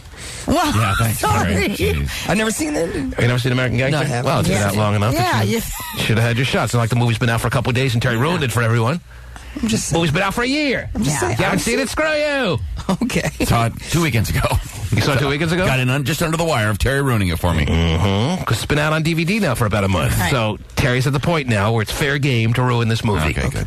You've had your shot on the big screen and on DVD. Ruin away. See the movie, so ruin away. Yeah. Well, don't tell me what happens at the end of Jaws, dude. I'm seriously going to watch that soon. I didn't know Yeah, that was T.I. that T.I. was that dude. Yes. Pretty good. It was. That wasn't a small part. He was pretty No, good. it was a huge. I thought it was like a Pretty real big. actor. No, that's T.I. Wow. And then he did Like a another. kid. He did another movie at ATL. He had ATL. He was playing the part of like of a 17-year-old in that movie. the high school kid. How old is T.I. in real life? Baseball player. 28, 29? I'd say like 26 probably. Yeah. He's pretty young. Yes. Yeah, but he didn't. All right, I didn't know he played the that part of was a 17-year-old. Mm-hmm. Wow. Yep. And then he had ATL. Remember that movie? He had that. And I met him backstage, and I didn't even know that was him in the movie. I didn't even think about it. That was. Wow. All right, good. So he's got some acting skills. he does. And he liked his weaponry. Yeah, I would say so. A little bit more than weaponry. Some judge out there didn't. Right. Is that the deal? Pretty was much. Was it a jury trial? What was the situation? I was don't. it a plea deal? What was the... Well, it was a kind of a plea deal thing. Mm-hmm. Never really went to trial. Not that, no. All right. Deal, it was more like, hey, why don't we just talk about this and make a deal? And the deal is she's going to go in jail for a year. For a year. Yes. Which means she could get out early or no? It's a federal charge. Sure. All right, whatever. I what would else? say it's a federal charge, but I don't foresee him getting out early. What else is going on? Snoop Dogg is writing children's books these days. We're seeing the softer side of Snoop. It's called Where's the Cheese? Horton here's a hizzle? I guess so, maybe. His cousin Joe Cool is the illustrator. And it's all about this little character, a little mouse, and her endless quest for cheese. Finally, is Snoop Dogg finally out of ideas, Terry? Is that what it's come to? Well, he's had a nice run, I'll give you that. Yeah, he's got to stop at some point. He's had a nice bit of longevity, but him writing children's books, I don't know if that flies. He's got his reality TV show, too, so maybe... Reality TV works for people with personalities as interesting as Snoop Dogg's, but children's books, I don't know if you rush to the shelves of Barnes & Noble you don't want to get his children's book and have it signed. You don't want to follow We're kind of done with celebrities doing children's books, though. Isn't that kind of lame? Seinfeld, everyone's got a children's book for kids who can't read. Well, maybe Seinfeld just comes off as like the adult kid, so it makes more sense. And let's be honest, a tad more wholesome than Snoop Dogg. Madonna? Yeah, I think it's when you start hearing authors of children's book being Madonna and Snoop Dogg, it's time to give the children's book thing a rest. It's a little holier than thou. It's kind of self-absorbed. Oh, I'm definitely going to influence some kids here. Here I go. Ready? Give me the pen, dude. Watch this. So stupid. All right. Very interesting. I'll read it. All right. Exciting. I'm good. I'm excited. Huh? Yeah. And I'm excited. Maybe you can't read it. Find the cheese. I need to read more. What else? What's it called? Find the Cheese? It's called Where's the Cheese? Oh. Little mouse. Her endless quest to find the cheese. What happens in the end? I don't know. She finds it and she cuts it? All right. Very exciting. Comes with a CD. Yes. A fascinating. A children's a book. You guys, yeah. All right. T.I.'s going to play the part of the 2-year-old. He could. Very versatile. Yes. What else? I have a couple of tips here. In fact, 10 tips for a greener sex life, because you know we're all about the green these days. Environmental friendly sex life. Yes. That's what you have to be doing. You have to be conscious of the planet when having sex. Yes. All about Mother Earth. Kind of a green sex life. Why not? What the hell does that mean? Well, would you blow like my me? nose all over her? What are we talking about? Actually, well, you know. Terry, we don't have time for all these things in the green sex life. We'll do it later in the show. Give me. Right. Didn't I hear a story about Dr. Phil? Yes, Dr. Phil. I meant to bring that up to you. Give me the Dr. Phil stuff. He supposedly has bailed out one of the girls that was in the YouTube video that we talked about last week, Mercedes Nichols, who I believe her mom went on the news and talked. She was supposedly one of the ringleaders. Plus, she's the one who handed over the. As you said, we talked about this video a lot last week. As you know, in talking about it, Terry, it outraged me. Not that I don't enjoy a good girl fight. You know I do. You know I wish they would happen more often. And yet this one very much incited all the negative passions within me, Terry, because this was just setting up in a cowardly way, setting up a skinny 16-year-old girl and basically kidnapping her and pummeling her when she had no shot to really have a legitimate chance of fighting back. Right. And here comes Dr. Phil, and he bails one of these girls out when they really deserve to be on the inside, suffering and being intimidated by all the other hardcore female thugs that I was looking forward to them dealing with on a regular basis. Yes. And Dr. Phil, who needs to be beaten, Terry, he truly is, just for this alone, but for other reasons as well, is at the point now where he needs to be beaten. He needs to be called over for a slumber party, Terry. Whatever they did to Laura, the 16-year-old girl that unfortunately was subjected to this kind of mental and physical torture. Right.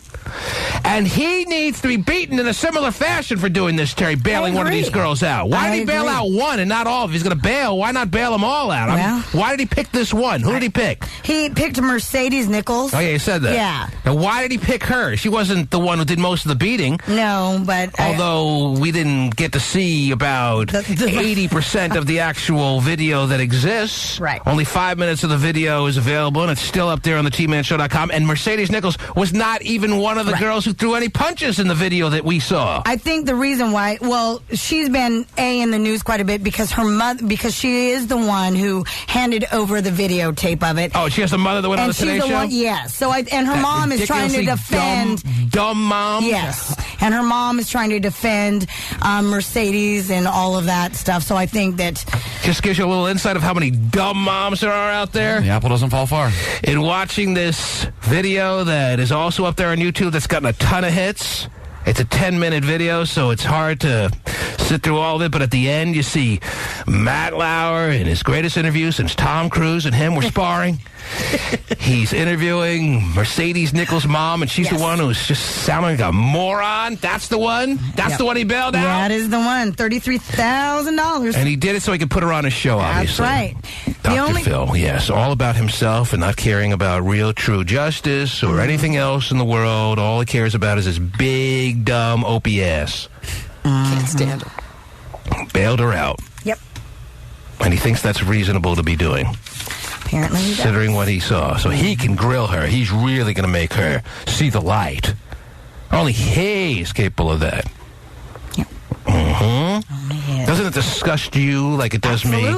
That Dr. Phil has stuck his big, oversized head in this situation, Terry? Yeah, so much respect for him on that. And he's bailed out one of these 6 girls? Yes. Oh, yeah. I heard this and I was like, are you serious? Are you sure it's not a rumor? Are you sure it's true? Well, she's out of jail right now? She's out of jail, yes. And the bail bondsman, where this gentleman went to get her out, claims that it was a producer of Dr. Phil's show who did the... So Dr. Phil's almost denying it. Well, so he's saying his people did it, but he wasn't responsible for it. But now, because it's happened, he might as well put her on a show. Well, here is a quote. So that makes it even more weaselly. He says that while he confirms that there was a plan to bail out Mercedes in exchange for her story, he says that a rogue producer was behind it, that Dr. Phil did not put up all the money or authorize it, or authorize the rogue producer doing it. Obviously, rogue producer. However, I bet you anything, he probably said, "Oh, I didn't see you take out that money from the budget." Dr. Phil is the personality type where nothing goes down without Dr. Phil's consent. Right.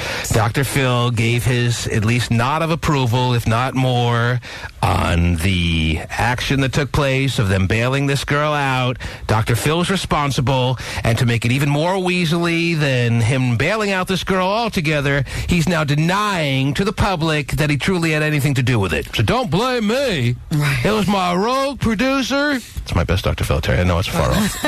He's not authorizing $33,000 of his own money and not asking what it's for. Yeah. That's all it was to bail her out, 33 grand?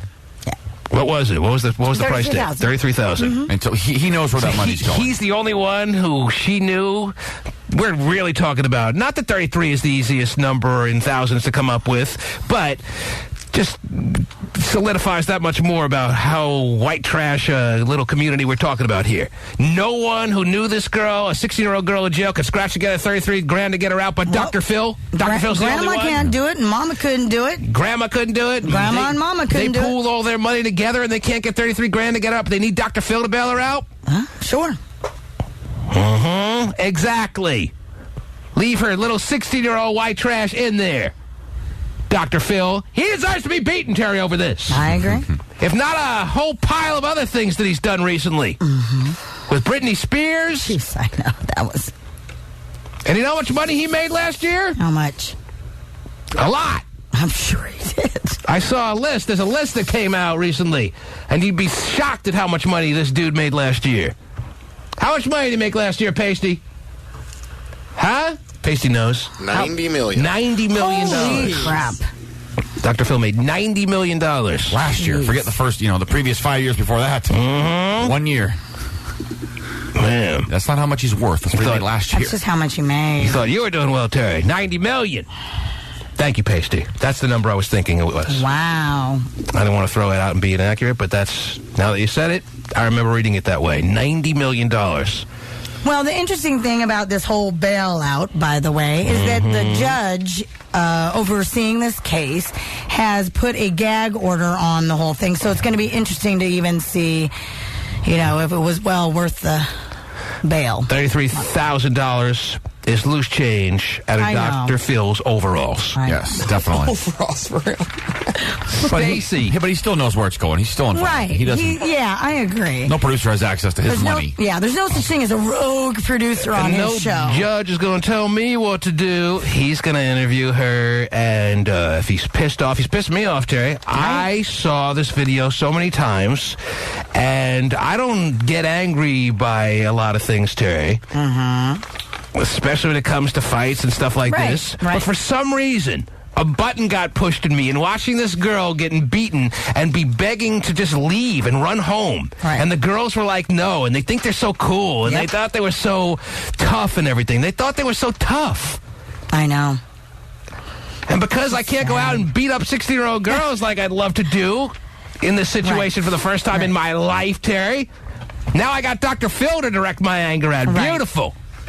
Thank you. Because if I see him, I can't punch him in the face, Terry.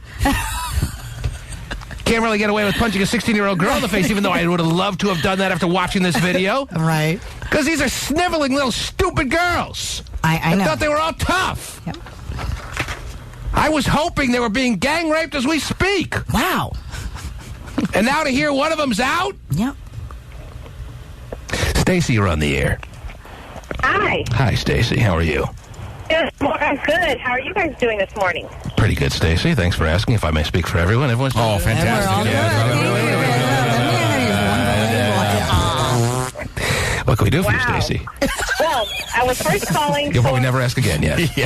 Regarding the sideshow biz, but I want to also tell you, don't sleep with Donna's book, man. What was that? don't sleep on Madonna's books. I didn't think she could do it, but she pulled off some decent stuff for the kids. Really? Greatest children's book you've ever read, or what? Makes Goodnight Moon look like crap, or what? Goodnight Moon. That is a classic. I don't know about Snoop, but she did one with Mr. Peabody's Apples and Mr. Peabody's Apples. But you're saying Madonna's children's book is big time. That's what you were alluding to, or no? Yeah, she did another one for the English Roses. But anyway, let me get to the sideshow bit. Don't sell it short, Terry. Madonna can write a hell. She can write a whale of a children's book. All right. She does. Anyway, so good night, nobody. Good night, Mush. Yes, go ahead. Mush. Good night to the old lady. You kind of compared them to what you were doing back in your day. I don't know if you guys are doing what they're doing in Oakland, but they are pretty unruly. Will block intersections right in front of a police station and not give a... Yeah, it's a little more grand scale than the way I was riding my car around parking lots doing donuts and stuff, especially in the snow. Not a lot of snow in Oakland, I would imagine. But go ahead, yes. Well, so they're making a whole big situation out of it, setting up like a gallery and shutting down a block and making a big kind of scene out of the whole thing, right? Yeah, they're doing all of that, and they're, if you look on YouTube, you'll see stuff like how they're ghost riding their whips and. But what do I got? What are the key words? I want to watch it. You could do Ghost Ride the Whip. If I put Ghost Ride the Whip in YouTube, I'm going to get the Oakland... You're going to see, if you put an Oakland Sideshow, you'll probably see it. Oakland Sideshow. That makes more sense than Ghost Ride the Whip. It does, yes. Like the whole hyphy movement came out of that, and it's insane. You feel like if you get trapped in the middle of one, you just will not know what to do. All right, so you've seen them in person, right? I have seen them in person. But you never saw a house blow up like happened over the past couple of days. Oh, no, I haven't seen that. They will crash into stuff. They have people in the middle of all this madness, and it's pretty dangerous. And the people that are going are just, I don't know if they don't have anything to do. They've tried to get legalized action at the Coliseum just to kind of smooth it out, but it's been going on for years. All right, sounds like fun. Yeah, sounds like fun. Where do we sign up? Sounds cool. Sounds like a lot more than I was doing multiple 360s in the parking lot. Yeah. Okay. Yeah. It's the smaller cars now. It's a little different than when we were, I'm not going to discount your donut skills. No, I'm discounting my donut skills now. I feel kind of lame after I presented it as almost equal to what was going on. But yeah, we didn't make a big tourist kind of situation out of it. It was tougher to do it in the van, with the little heart window and the Viking airbrush on the side holding a woman. Speak for yourself. It's a little tougher back then. It's I don't know. It's something for you to see, and then maybe you can. So you think this story of the house blowing up is going to slow it down? Probably not, right? I wouldn't say that's blown out of proportion. I would say there have been people killed. Nobody got killed, right? No. All right, but the fact that the house blew up and now it's kind of more of a mainstream headline in the newspaper story, do you think it's going to kind of shut down the scene a little bit, or no? Probably not, right? No. And I'm telling anything, it just picks up in intensity. Watching some videos. I just saw one another house where the guy, where a guy was, trying to dance with his car while it was going around and got ran over and Ghost Ride the Whip crap. Mm-hmm. Yeah. I'm sorry for him. Yeah. Well, how do you top blowing up the house? What if someone...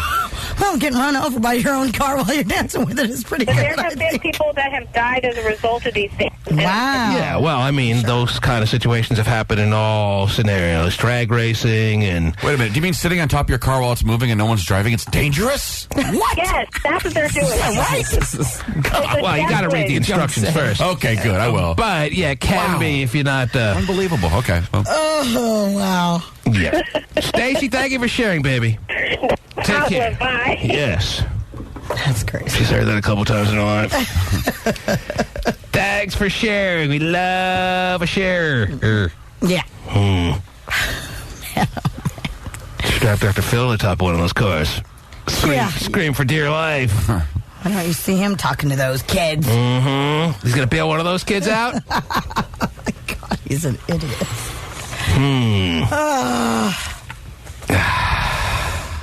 James, you're on the air. Hello, James. Hey, what up, man? What can I do for you, man? Man, chilling. I just wanted to say that I wanted to get Terry to business. What?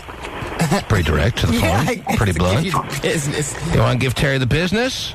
Yeah, I want to share my manhood with Terry. Oh, geez. Whoa! Oh, Terry, get on. Jeez. No. He wants to do some donuts in you, Terry. Is that? I guess that's what it sounds like. Is that it? You sound like you have nothing else that needs to be said.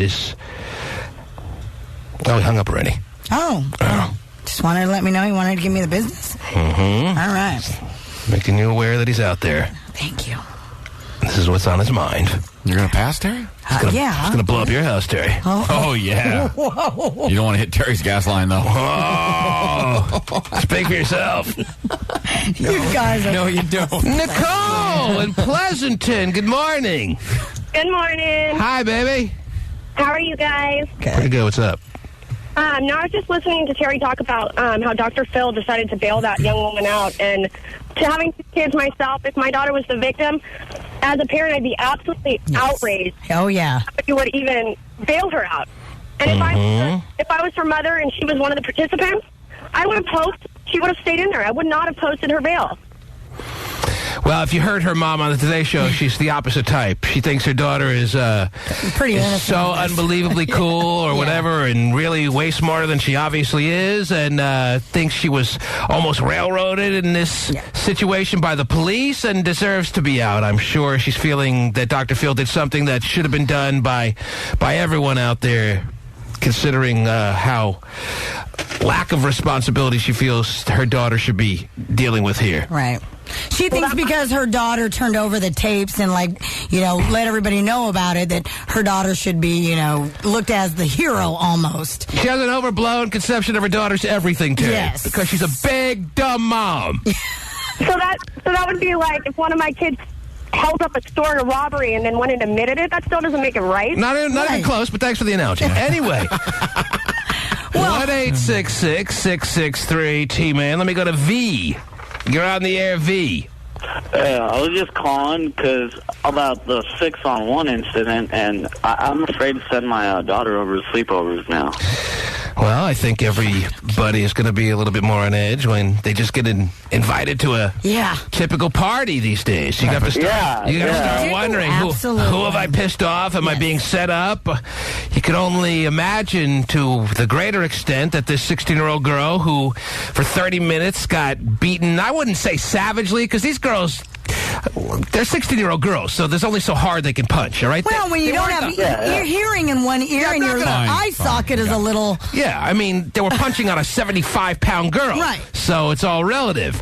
But to call it a savage beating may be me even overblowing it, but it was the most cowardly, ridiculous, overdone 30 minutes of any bit of the world's history that I can point out there. It's just, if a kid goes to a sleepover, you may want to call the parent ahead of time to make sure that, Yeah, that's what I do now. But the point is, how do you get invited to a party? Let's say you're in that age range of 14 to 17 or somewhere thereabouts, give or take. How do you get invited and not start thinking to yourself, okay, who have I pissed off recently? How sure am I this is going to be just what I think it is? And a party? Everyone's going to be weirded out now by this whole thing. Mm-hmm. Can only imagine how much stress and anxiety the 16-year-old girl has for the rest of her life. Emotionally, high school's not tough enough. Yeah.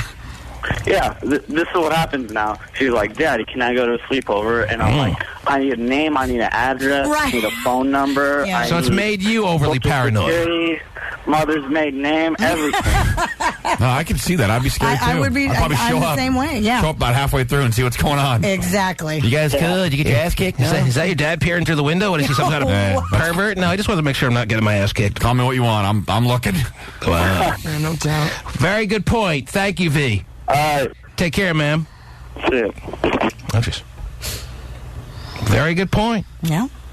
How are you a responsible parent now? Just hearing that your kid's out the door going to a party and you're not thinking twice about it? You're going to a what? Oh, no. You keep your ass home. No parties. Parties are out for the rest of your life. Mom, those are fun. Parties are fun. Those are good times, no? No parties, no sleepovers, no intimate chats, no nothing. I'm going to a satanic cult meeting. Oh, that's fine. Actually, I'm invited too, and I'll give you a lift. Oh, good. I'll see you there. Don't forget your blood. Yeah. It's in the fridge. All right. Your blood is in the fridge. Well, it hasn't clotted yet, so we have to wait. That's why it's in the fridge. Oh, yeah, that's right. I guess. I don't know. Yeah, why would you want it to clot? I don't know. What am I, an expert on blood now? Terry, this is what every parent must be thinking these days. I think It's a about it all sad the world time. when a party scares you. Yeah. I'm glad my kids are only 3 and 1. Do I got to worry? I would hope not, but you never know. I walk into a little 3-year-old party, my son's getting his ass kicked by 6 people. John's kid. You go crazy. No, it's pretty much just, I have to worry about it.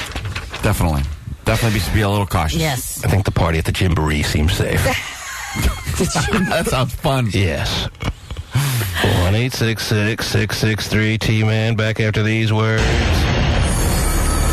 The T-Man Show. No gay phone operator on Terry Cam this morning? You know what? I have a bunch of new people, not one. Not one of the regulars in the 6? Not one of the regular 6, no. Well, Wow. Isn't that nice, though? it actually kind of is. Nice to have some new people in there, I would think, Terry. Yeah. A lot less fury, Shows that the popularity of Terry Cam is ever expanding. Yes. Any hot little babies in there or what? I see one. Oh. New? I don't know if she's new or not. I think she changed Terry her said name. they're all new. Well, I kind of misspoke. There are like 2 that are not, not new. Oh. But I think How Was This is always there, right? she is a regular. Not every day is she on, but she is a regular. Yeah. Looks familiar. Yes. All right. But it is kind of nice to have. But no gay phone operator. No gay. Nowhere to be found. Nowhere to be found. MIA. Yes. Very MIA. Still reeling from the last time we heard him.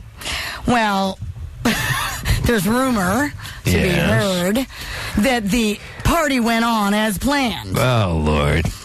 And that he was in attendance. Mm-hmm.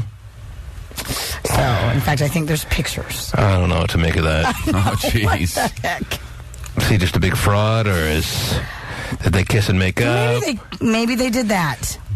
I don't care. Anyway, let me see what else is. Oh, big party. What do you have? Give me your next story. Is still that how to have sex and save the planet? Yeah, not to save the planet, but to be greener with your sex life, yes. To be greener with your sex life. Yes. To be more environmentally friendly when you're having sexual intercourse of the most highly passionate level. Yes. Oh, I really don't think people think about being all... Well, when we're in Don't worry, I'll recycle you, baby. Yeah. Well, it is kind of nice to know that there are greener options for the old sex life, don't you think? And you have the top 10? I do. All right, give me one. Let me see where we're going with this. What was the title of this article? 10 tips 10 for tips. a greener sex life. 10 tips for a greener sex life. Yes. And give me one that stands out so I get an idea of what they're offering here. Use vegan condoms. Vegan condoms. Yep. Made from biodegradable latex and non-spermicidal lubricant. Yeah. I mean, the spooge just goes right through and you get her pregnant, but you're saving the planet. There you go. Batting another mouth to feed. Well done. Because you really need latex in order to protect yourself from STDs, Terry, and to protect yourself from unwanted pregnancies. But if you want to be environmentally friendly, then don't use latex and use this greener material. And I mean, you'll have all the knocked up women in the world, but you'll be one that can check the box that you certainly were friendly to the planet. Right. Okay. Bad advice. Number 2. What's the second one that stands out to you there? Wear organic lingerie for the ladies. Oh, yeah. Give you a terrible rash, of course. But you'll save the planet. Nothing hotter than a hemp teddy. Yeah! We light you! That's right. Organically grown cotton, hemp, soya, and silk. Those are all organic materials. Oh, that sounds hot. Yeah? Yes. Sexy. Nothing like her slipping out into the bedroom and her... What'd you call it? The... Whatever. Yeah, that one. Slowly pulling off her burlap drawers. Yes. Stop there. I'm getting a half tank. Anyhow. All right, what's another one? Another one. Give me another one. Use natural lubricants. Natural lubricants. Just spit all over it. Wow. Doesn't cost a thing. That's natural, right? That's what they got to mean. What other natural lubricants are there? Ones that do not contain any toxic chemicals. Well, everyone's doing that. I told you that a couple of months ago, Terry. All you got to do is punch up any clip, pick anyone you want on any porn site that's marked as one of your favorites these days, and you can't get through a 3-minute scene without seeing someone spitting all over it. Geez, that sounds pretty natural, right? Well, you don't like the terminology? Does that offend you, Terry? Does that make you feel they just say, if you need to use... You brought it up. You brought up the natural lubricants, and now you sound creeped out in what I'm saying. Well, we're not just talking about what you just talked about. We're talking about using water-based and oil-based lubricants. Here, water-based. What else can it be based on? It's water. I'm telling you, nothing's hotter than seeing all these women spitting on all these dudes, Terry. I'm out. You out on that? Yes. I don't know why it grosses me out. I'm so in on it. Really? Trying to get my wife to do it. Yeah. I tried to get I'm like, listen, honey, if you won't, someone else will. Oh. Do you know who you're with? That's what you say to her? Look, there's plenty of women lining up to do this. All right? I'm not so sure. Anyhow. But it just seems so hot to me. I mean, it hasn't... Yeah. All right. Anyway. So they're offering a make sure when you buy your lubrication. Read the label, make sure it's not. You got to go up to the pharmacist. Is this lube water-based? Oh, geez. Because I'm trying to save the planet. When I take it good and hard later tonight, I want to make sure I'm environmentally friendly because I put the planet before anything. No, you're actually holding a Capri Sun. So no, it's not.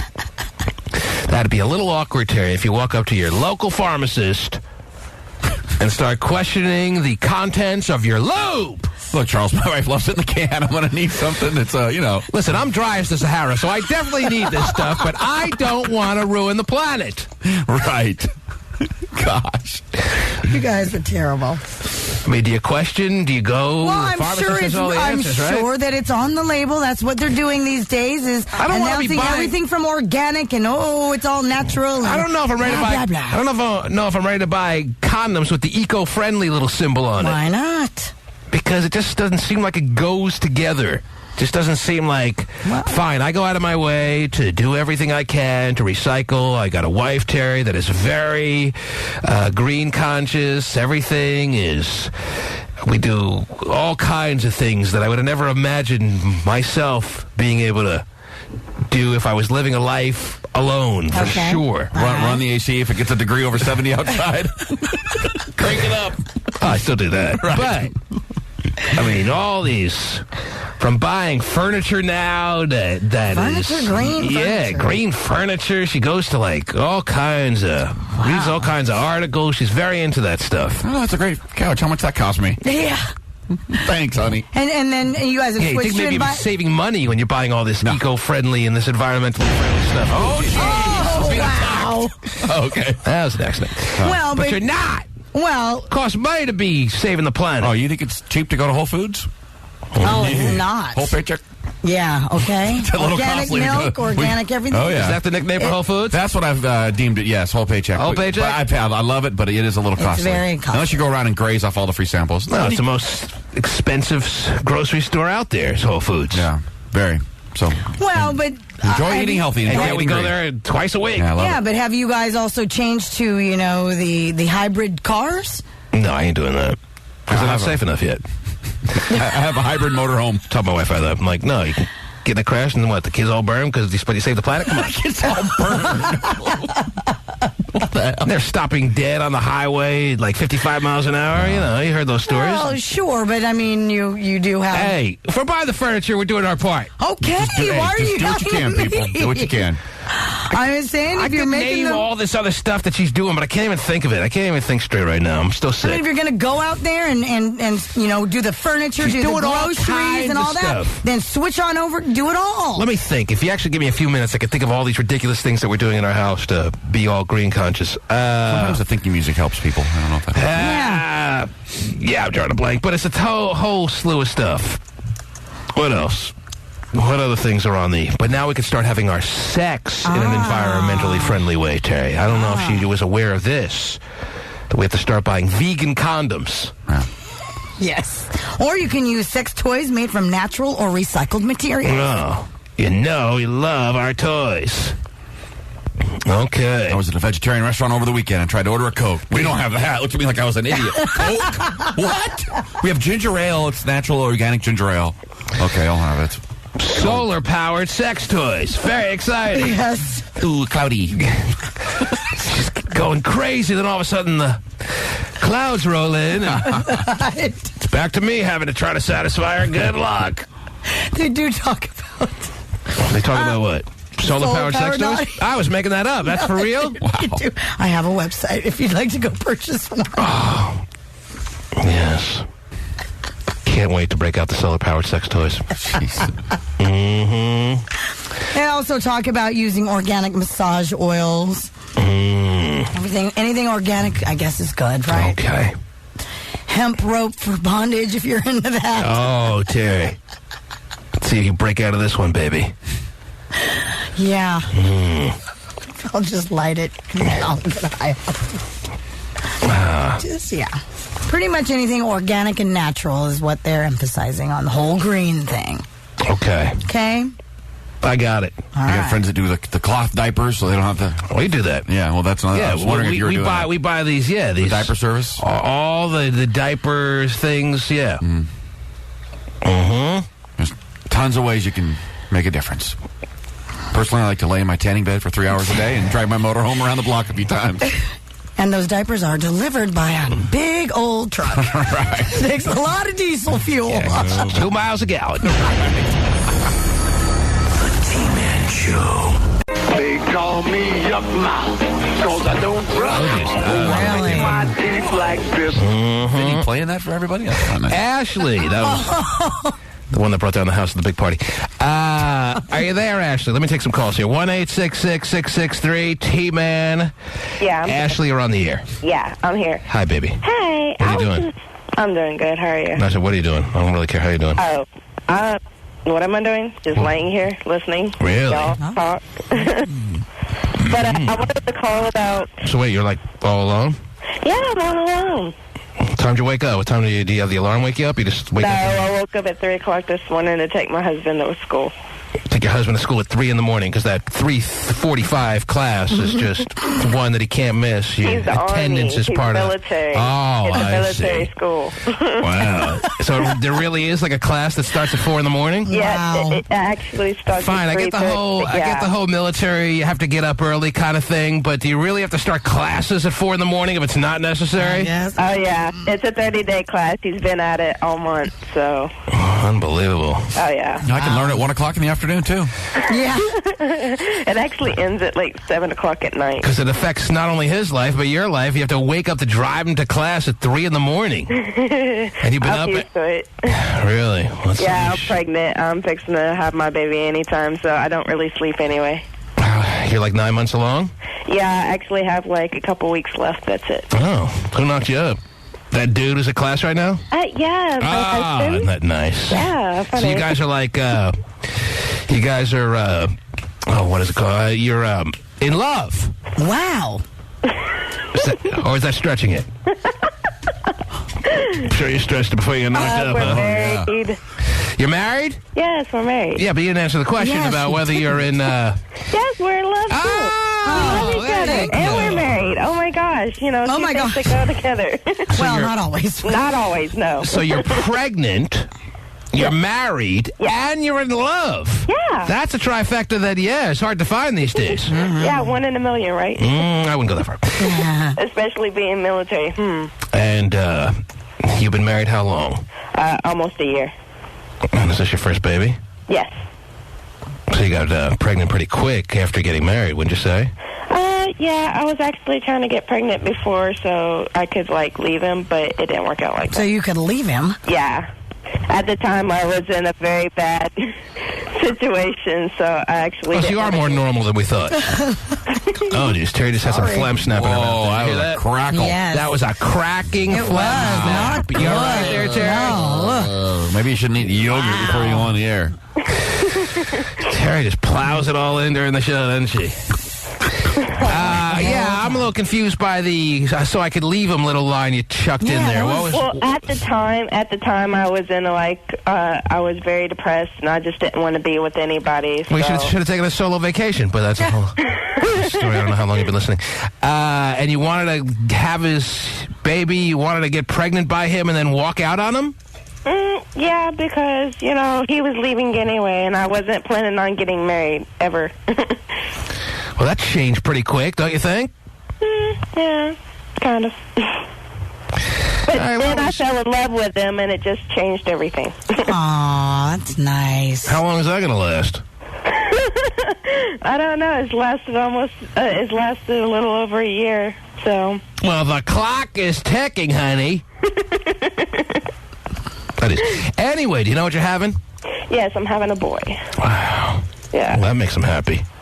Actually, it didn't. We both wanted a girl. Yeah, whatever. I'm sure he said that to you. He's lying. Why would he want a girl? Why not? Because he didn't want a replica of him. Not saying guys don't want girls, but they want a boy first. Not if it's going to be turned out, like him, because my stepdad, he never wanted a boy. He never got a boy, so. Any guy who doesn't want a boy first, there's something wrong with him. I'm sorry. Wow, really? That's just abnormal, to want a girl before a boy. Oh, okay. He never wanted a girl. He never wanted a boy. I know. There's something abnormal about that. And you kind of described the reason, and I wasn't really that interested to listen, but there must be some serious abnormalities with this guy for him to want a girl first. No. He's so... Probably it's the fact that girls I think it's just general human nature. If you're a girl, you probably lean towards wanting a girl before having a boy. But I think even more so, definitely more so, if you're a guy and you're having a baby, you want a girl before a boy before a girl. It's doesn't just the way it kind of depend upon you as a... I would think there's a lot of things that play into that, quite honestly. Well, there's some factors that may be in play if that's what you're talking about. But generally speaking, a normal guy. Unless there's something wrong with him, is going to want a boy. He's going to root for a boy. I mean, he's not broken hearted if he has a girl by any means, but he roots for a boy. That's normal. All right. He's a guy. Okay. Unless there's something wrong with him. No, it's just the fact that he's probably not a normal guy, so that's actually a good thing. What's not normal about him again? I'll try to listen. Oh, jeez. No, I gave up. I can't listen. All right, what'd you call for? Okay, I called about the girl that got released by Dr. Phil. Yes, what about that? Yeah, I think it's really messed up. I think that he should have just went to the jail or prison or wherever she was. Yeah, what happened? Yeah, they do all kinds of interviews from jail. I know. Why did Dr. Phil have to bail this girl out? That freaking weasel needs to be, I'm telling you, Terry, he's at the point now where he needs to be beaten down. But at least, I'm not going to stop. But at least with her out, that gives that other girl's friends plenty enough time to go beat her, but... So that's actually a good thing. He watched this video and then gave the endorsement on having this girl bailed out. I don't care how he's playing it, Terry. He gave the nod of approval on bailing this girl out. It was a rogue producer, remember that? Of course. You think I'm wrong? You think... That is not accurate? That the normal guy out there doesn't want a boy before a girl? No, I do not think you're correct in that. Well, you'd be wrong. How could you not think that? Because I really think that, for example, I just think that it kind of depends on how, let's say, for whatever reason, a guy has all brothers and never had sisters, or, I mean, there are guys out there like that who would like... If you had all brothers, you definitely want a boy. Not always true. Listen, not everything is always true. Of course, and not everything is abnormal like you like to say it is. Well, I mean, there are plenty of guys out there who are like, you know what? Yeah, I may have grown up with a bunch of guys, but I would like to have a girl first. Well, something wrong. I want a daughter. I want to have a little girl. That's abnormal. That's not abnormal. You think guys... But it's not... I wanted all boys. And I'm a female. I said that is... I'm not That's a little peculiar, but not as peculiar. Hope your 3 daughters are happy to hear that. A guy... By the way... Is... This is just the truth, Terry. I'm sorry. Well, all I can speak... It's your opinion with that, but I don't think This is my gift. Plenty of guys out there who are like... I have no ability to speak anything but the truth, and what I speak, believe it or not, as much as you may love, hate me, whatever the case may be, you gotta know I'm always right. All right? Hand it over, Terry. You do well, yes. Toss it over. For the most part, but here I think you're kind of wrong. Everyone says, I usually agree with you, but not this time. I just it's always so coincidental. I don't think it's abnormal. I mean, I think that's pretty. So you think that would make it would it be normal for a guy to root for a girl first time out? Sure. I think it's just what That's not normal. why is it not normal? Not normal. It's not normal in your world. It's all individual taste. You're still there, Not actually? your taste, everybody's individual taste, though. I think y'all should do a poll on it, seriously. Oh. And see how many guys. I think the bottom line is, as long as it's healthy and everything like that. No, of course then you root for healthy first. First and foremost. I mean, you're not going to root for unhealthy boy over girl. If you have to make your priority list, you're going to root for healthy first. Right, absolutely. And then if the choice is, well, I'll give you a boy, but he's going to be unhealthy, you're going to go, okay, give me a girl. Okay?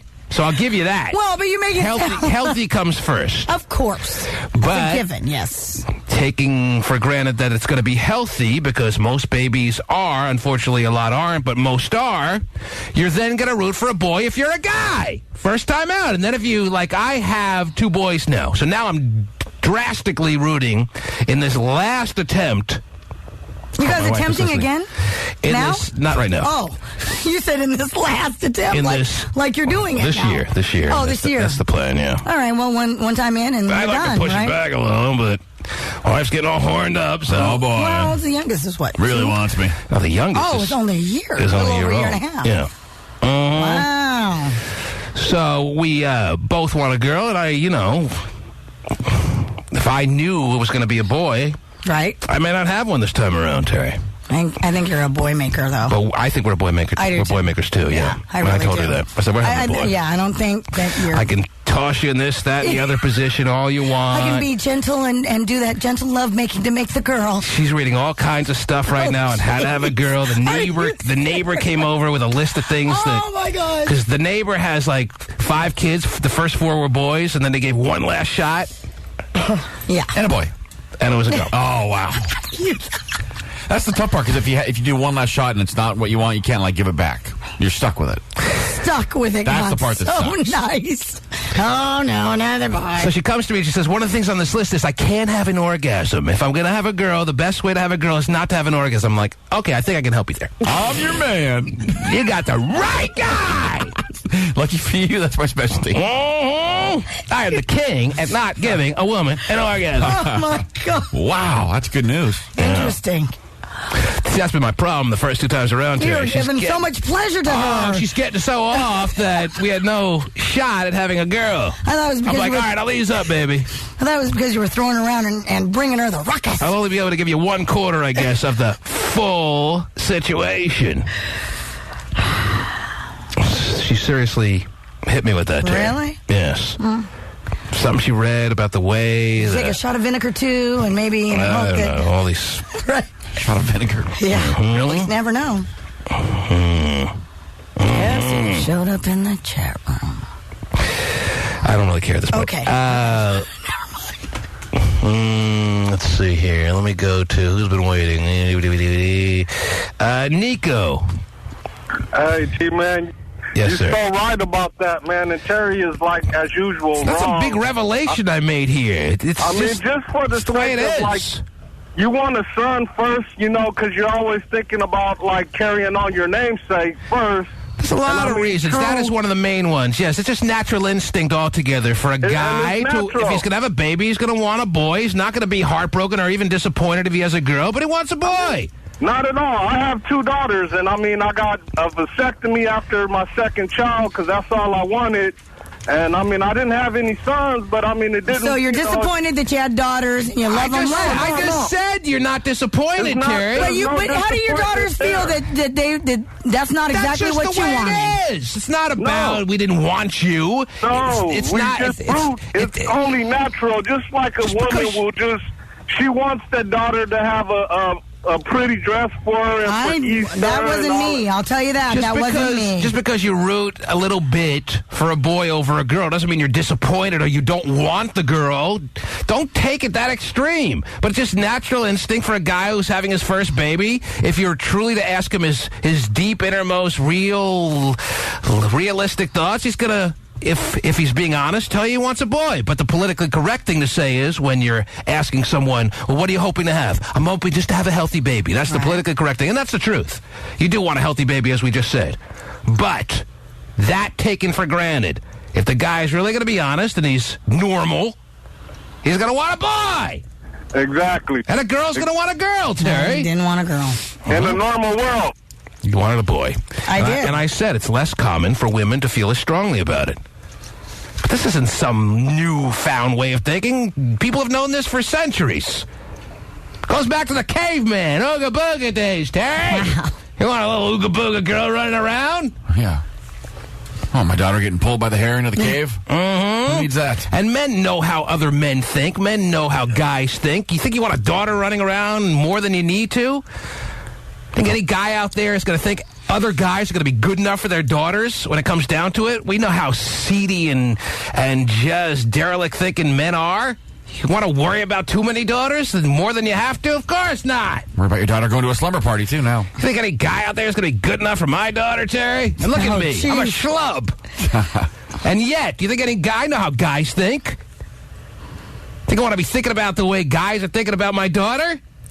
Come on! I want sleazy boys to be running around thinking around about what they're going to do to girls. Uh-huh. Although my son's not going to be sleazy. Huh? Yeah.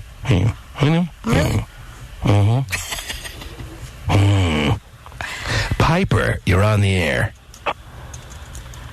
Hello, Piper. Hello. Hi. Hi. Thanks for calling. Is this the teen yet? Yes. Oh, my God. I wanted to talk to you for so long. Oh, Lord. How are you this morning? I'm fantastic. How are you? Good. What are you doing? I'm getting ready for work. What do you do? I'm a banker. Sounds pretty naughty to me. What?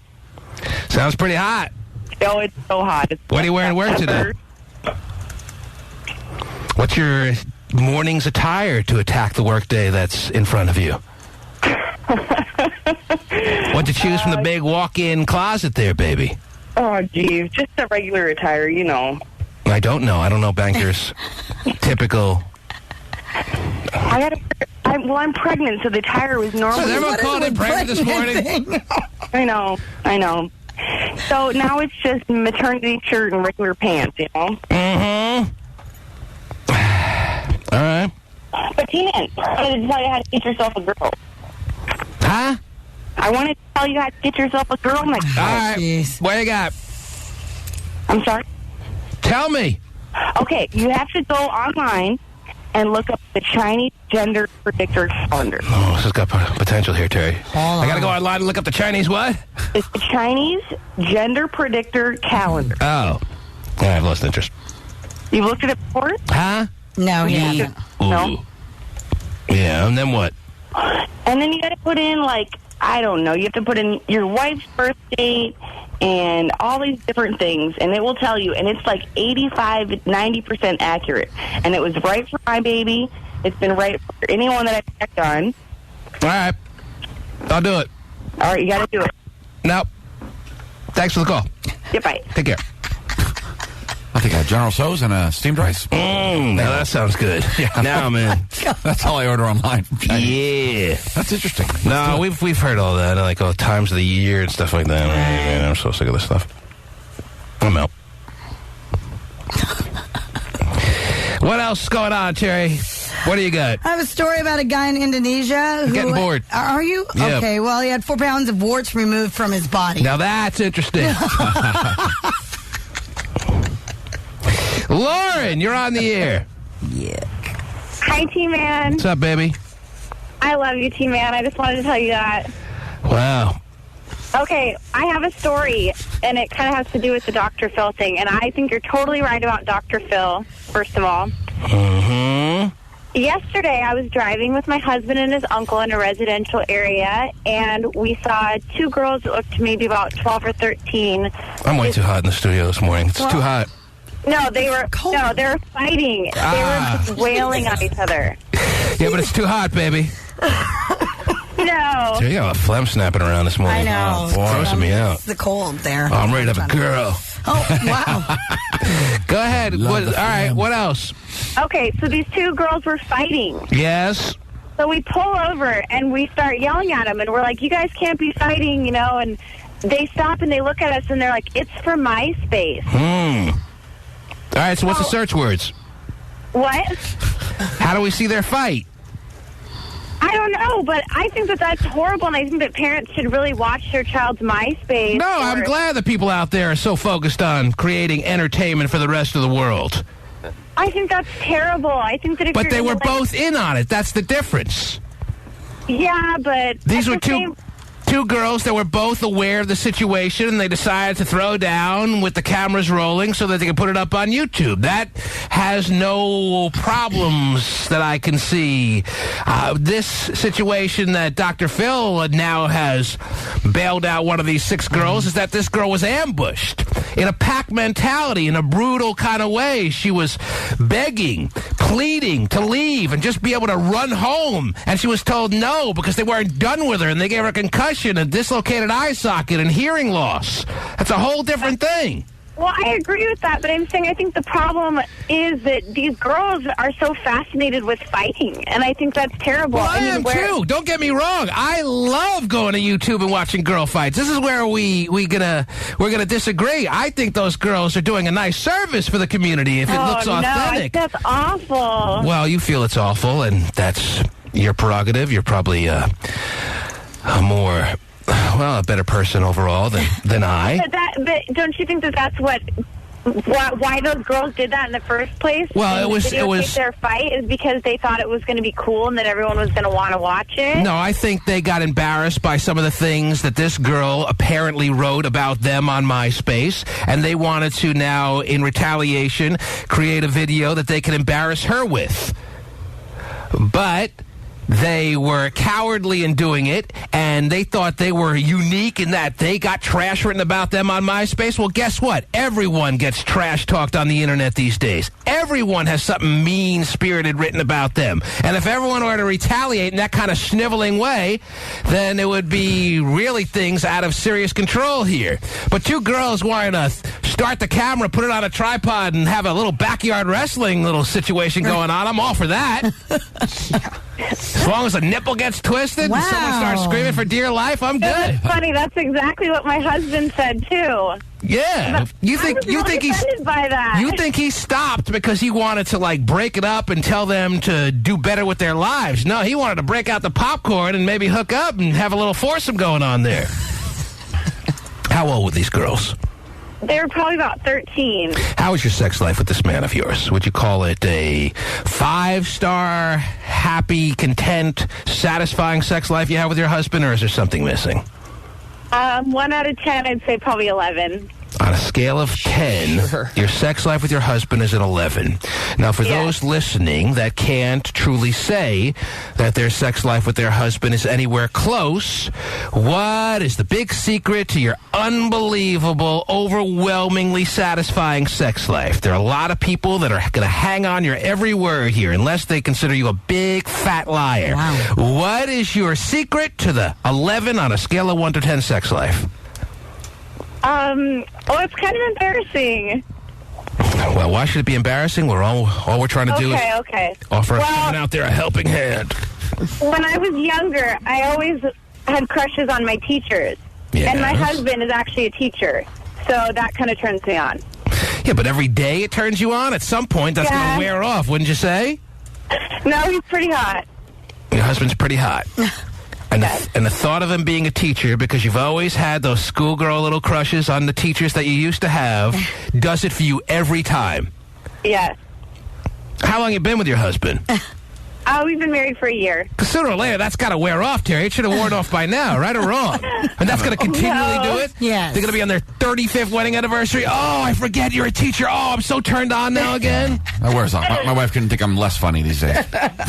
I mean, all these things. That's the problem with sex with the same person, is that all the things that once turned you on have a tendency to wear off, which is why you have to work hard at keeping things hot. Now, how are you going to tell me that your husband being a teacher still turns you on as much as when it did back in the first few months of sex? All right, he's got a big dick. Oh, jeez, what? Wow! I don't get it. Now, that's a turn on every time. Good voted. Well, thank you for finally coming clean. Okay. You good with that big thing, are you? Yes. You handle it in a highly... I drive stick shift, yes. Handle it in a highly skilled manner? Yes. And what about sex with other men for the rest of your life? You've realized when you got married that is out of the question, or are you still open to those prospects? Only if it's ET, man. Oh, wow. All right, talk me into it. Hang on the line. She tries a hard bargain. Yeah. How'd she do it? If we do it in October, we can have a girl. Oh, jeez. So let's have a boy in April. Wow. Sounds pretty hot, Terry. There you go. Yeah. She loves the educators. Okay. Well, they have to have big ones, Terry. Not any educator. I know. Start drawing up the lesson plan right now, baby. The T-Man Show. Hello, it's my friend Vinnie. You're grounded. Why? Because it's 10 o'clock. You just lost your car for a week. Do you know how worried I was about you? I called Angie. You said you were going to Angie's house. She said she hadn't seen you. Who's Jimmy? My friend Jimmy. From where? He went to Willow Glen. How did you meet him? My face. Okay, you're grounded. You are absolutely grounded. Catherine didn't know where you were. Danny didn't. I got a great bit of audio to play for you tomorrow, Terry. Wow. I got some great audio that just came to my attention over the past few minutes. Okay. That goes on for at least 4 or 5 minutes here, Terry. It gets better and better if it's caught your attention already. Yeah. It only gets 50 times more interesting, not really, in the middle and later stages. Okay. But I don't know, obviously, the time to play it now. Oh, but tomorrow morning, remind me. Okay. To play this YouTube video that came to our attention. That really encapsulates, I don't know if that's a word, all that is on the minds and the worries that are out there on a day-to-day basis. Okay. And incorporates the MySpace, the YouTube, the internet generation world with the frivolous sexual experiences that go on. It just all rolls it up into one and puts it in a big doobie and lights it all up for you, Terry. You know what I'm saying? Tune in for sure tomorrow. You got to tune in tomorrow to hear some of this audio that I found, Terry. It's all rolled up in one. Catherine didn't know where you were. Danny didn't know where you were. From a 18-year-old's perspective to a mother's perspective. Kevin didn't know where you were. And the little brother that records it all behind everyone's back. Sounds like a lovely story. Yes. Why would you call Kevin? We called everybody. And the crickets in the background. Yeah, nice touch. Thanks. I was ready to call the police. Why? I'm 18 years old. Oh, jeez. 18. I'm not 16. I'm not like young. That's good to know. Okay, well, that's where I'm going to leave it right there. All right. There's still another 3-4 minutes of audio to play, Terry. But I'm going to leave it at that final thought. Like young and like stupid. She's not 16. She's not like young and stupid. Right. Like, yeah. She's 18 and ready to meet MySpace strangers. 18. Whoa. I'm not 16. I'm not like young and like stupid. Like stupid. Okay. Great, man. Will you agree tomorrow when you hear the whole thing that she's not like young and like stupid? These questions and many more to be answered on the Tuesday portion of the T-Man in the Morning Show, Terry. I never realized how much I don't miss people yelling, "You're grounded," as loud as they can. Boy, I don't miss hearing that. Holy crap. Still get shivers. I was ready to call the police. Why? I'm 18 years old. 18. I'm not 16. I'm not like young and like stupid. Show.